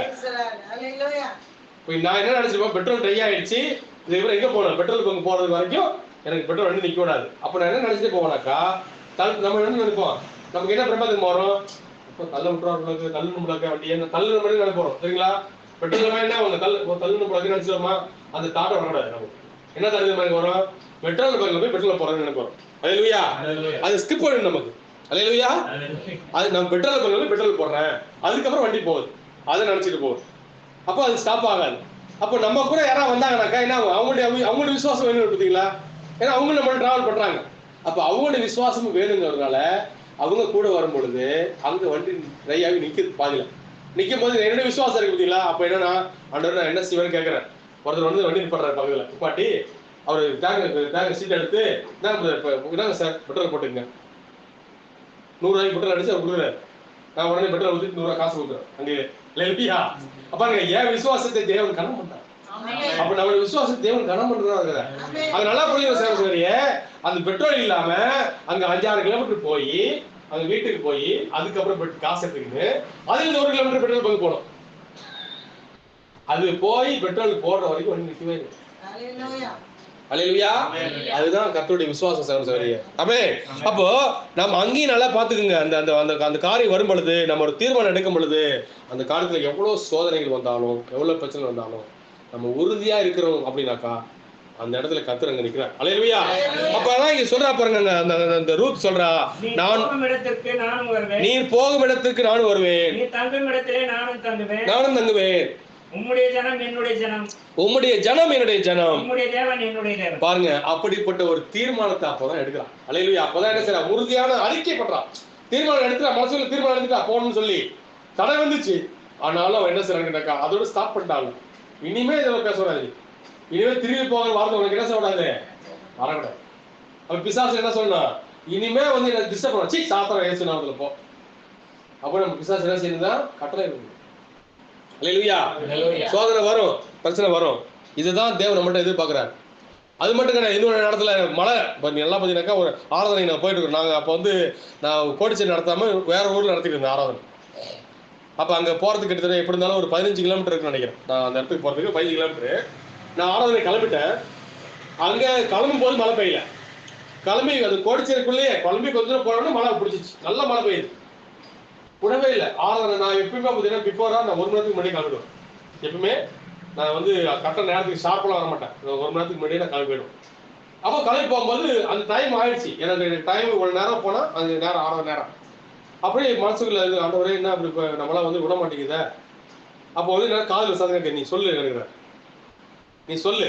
அப்போ ஆண்டவர் அவங்க சொன்ன மலையை பார்த்து, மலையே நான் இப்போ கர்த்தராகிய தேவனா இயேசு கிறிஸ்து நேசிக்கிறேன், ஆராதிக்கு போறேன், நீ போய் நில்லு அப்படின்னு.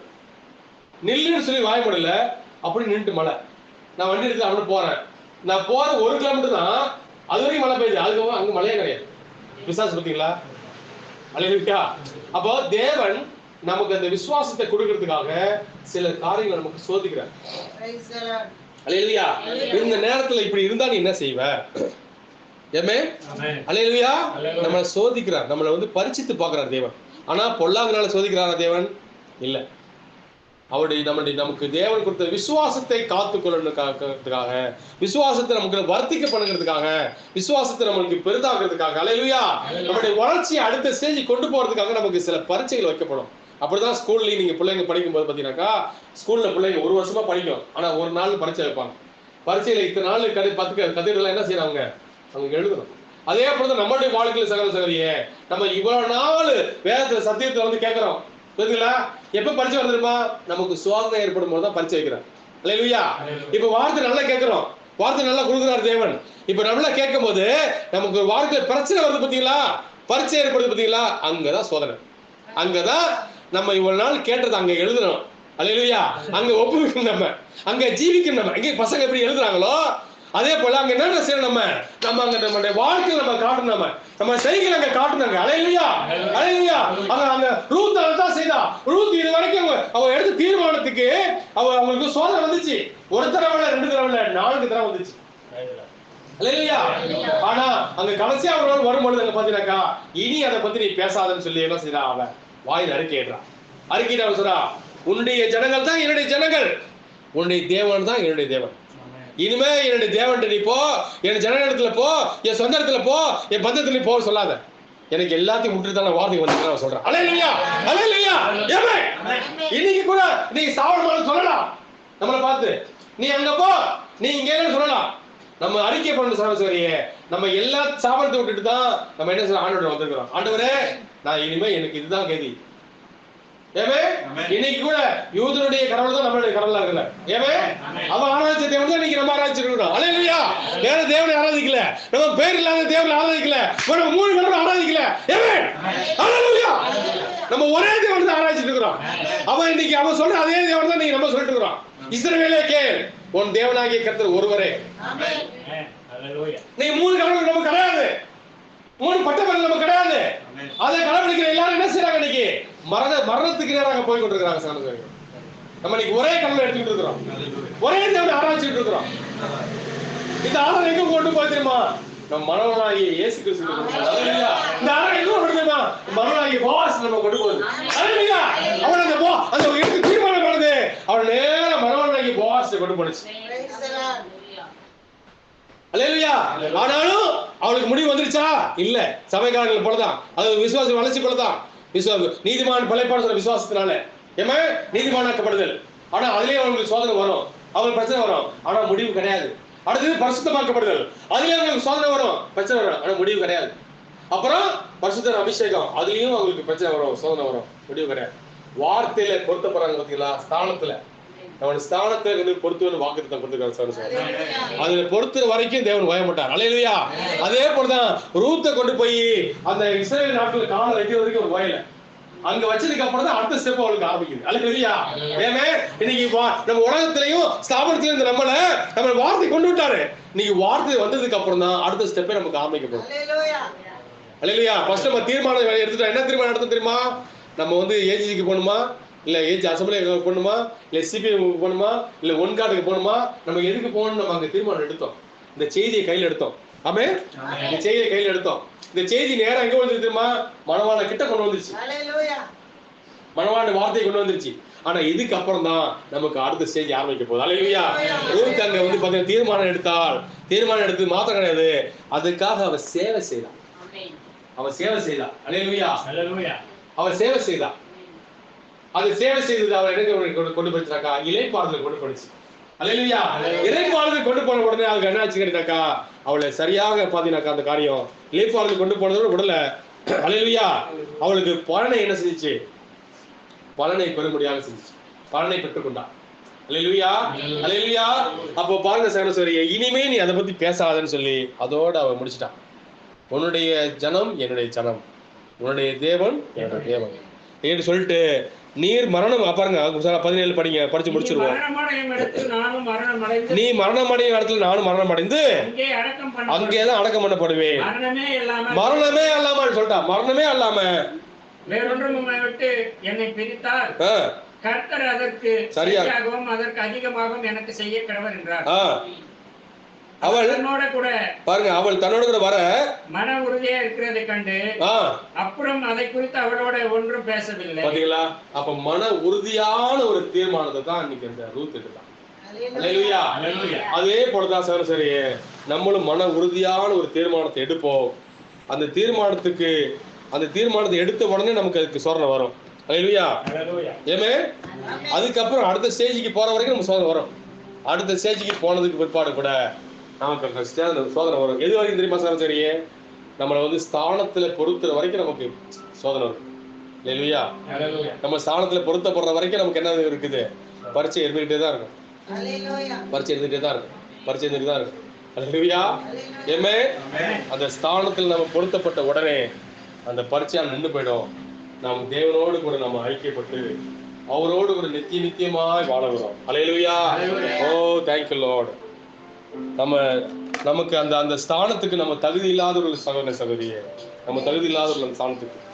ரூத் ஒரு மோவாபிய ஸ்திரியா இருந்தால், அந்த மோவாபிய ஸ்திரியை நீங்க பார்க்கும் பொழுது அந்த மோவாபியருக்கு அங்க ஒரு வார்த்தை கொடுக்கப்பட்டிருக்கு. 10 தலைமுறைக்கு மோவாபியர்கள் சபைக்குள்ள வரக்கூடாதுன்னு சொல்லப்பட்டிருக்கு. ஆனா ரூத் பாத்தீங்கன்னாக்கா 10வது தலைமுறையா அங்க வரா. அல்லேலூயா, அல்லேலூயா. அப்போ அந்த தலைமுறையும் கரெக்டாக முடியுது. அவளும் புறஜாதியை மணவாட்டிக்கு அடையாளமாக, அந்த புத்தியுள்ள கன்னிகைக்கு அடையாளமாக அவளும் சபைக்குள்ளாக சேர்த்துக் கொள்ளப்படுறான். அல்லேலூயா. ஏன்னா அதெல்லாம் எதை செஞ்சுன்னு கேட்டீங்கன்னாக்கா, அவ எடுத்த உண்மையான தீர்மானம், ஒரு உறுதியான தீர்மானம். அல்லேலூயா, அல்லேலூயா. நம்மளும் அப்படிப்பட்ட ஒரு தீர்மானத்தை எடுப்போம். நாம கர்த்தர் ஆசீர்வதிப்பார். ஓ எஸ் லார்ட். என்னிலே தகுதி ஒன்றும் இல்லையே, என் தேவன் முன்னால் மேன்மை பாராட்ட. என்னிலே தகுதி ஒன்றும் இல்லையே, என் தேவன் முன்னால் மேன்மை பாராட்ட. குயவனாம் தேவன் கையிலே நான் வெறும் களிமண் தானே. குயவனாம் தேவன் கையிலே நான் வெறும் களிமண் தானே.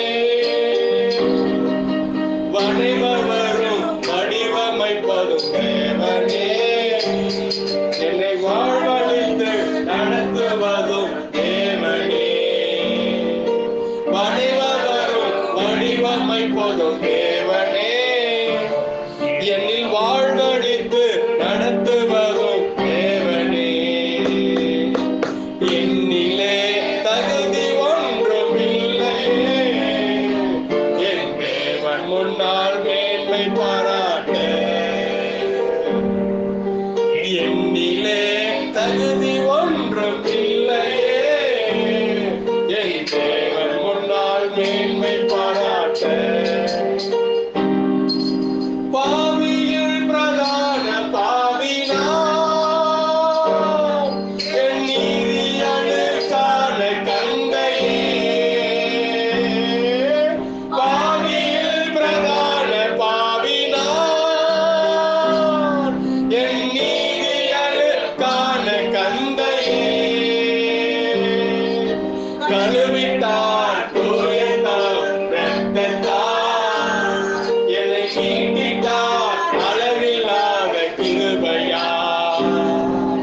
கழுவிட்டார் தூயதாம் இரத்தத்தால், என்னை மீட்டிட்டார் அளவில்லாத கிருபையால்.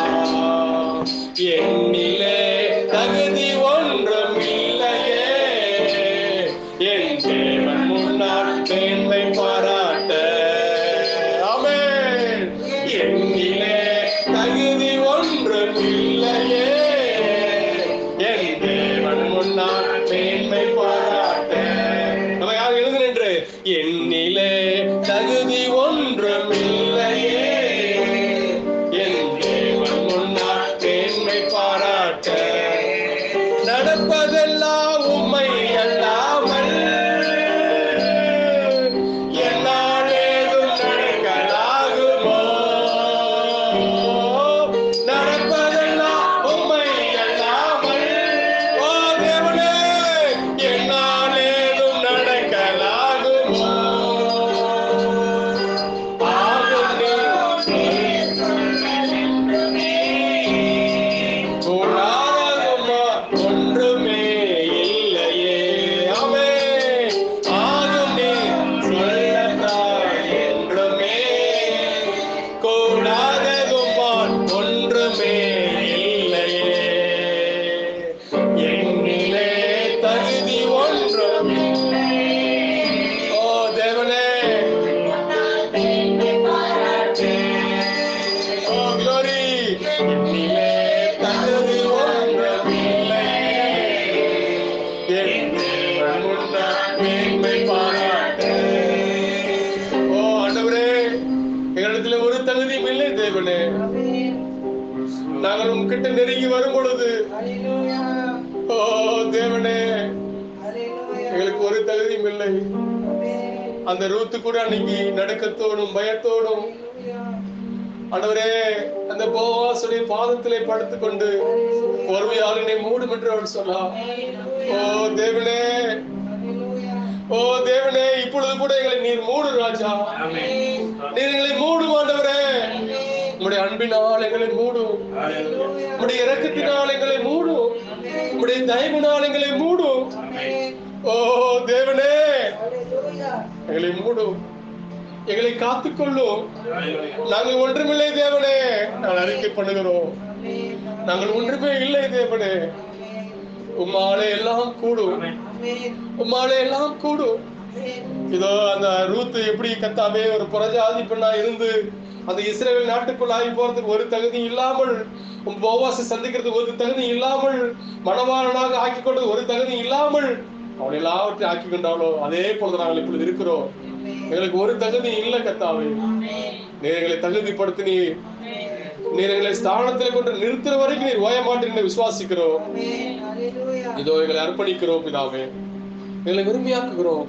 எல்லாவற்றையும் பொருட்படுத்திக் கொள்ளும்.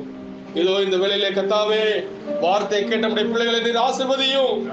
இப்படி ஆசீர்வாத மழையானது எங்கள் மத்தியிலே ஊற்றப்பட்டு கத்தாவே. ஆண்டவரே இந்த வேளையிலே கத்தாவே ராஜா, நாங்கள் உம்மை ஆராதித்து ஆண்டவரே இன்னுமாக நம்முடைய பிள்ளைகளோடு சேர்ந்து ஆராதிக்கத்தக்கதான எங்களுக்கு ஒரு ஸ்தலத்தை ஆயத்தப்படுத்தி தாரும். ஆண்டவரே அநேக ஆத்துமாக்களை எங்களுக்கு தாரும். வழி நடத்த கத்தாவே எங்களை ஆத்துமாக்களை தாரும்.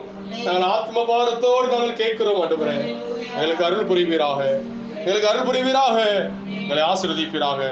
இதோ உம்முடைய கருத்தை எங்களை முற்றிலுமாக தாழ்த்தி ஒப்புக் கொடுக்கிறோம்.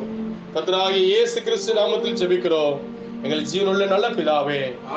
ஆமென். இயேசு கிறிஸ்து மாறாதவரே, மாறாதவரே, மாறாதவரே. ஆமென். இயேசு கிறிஸ்து மாறாதவரே, நித்திய நித்தியமா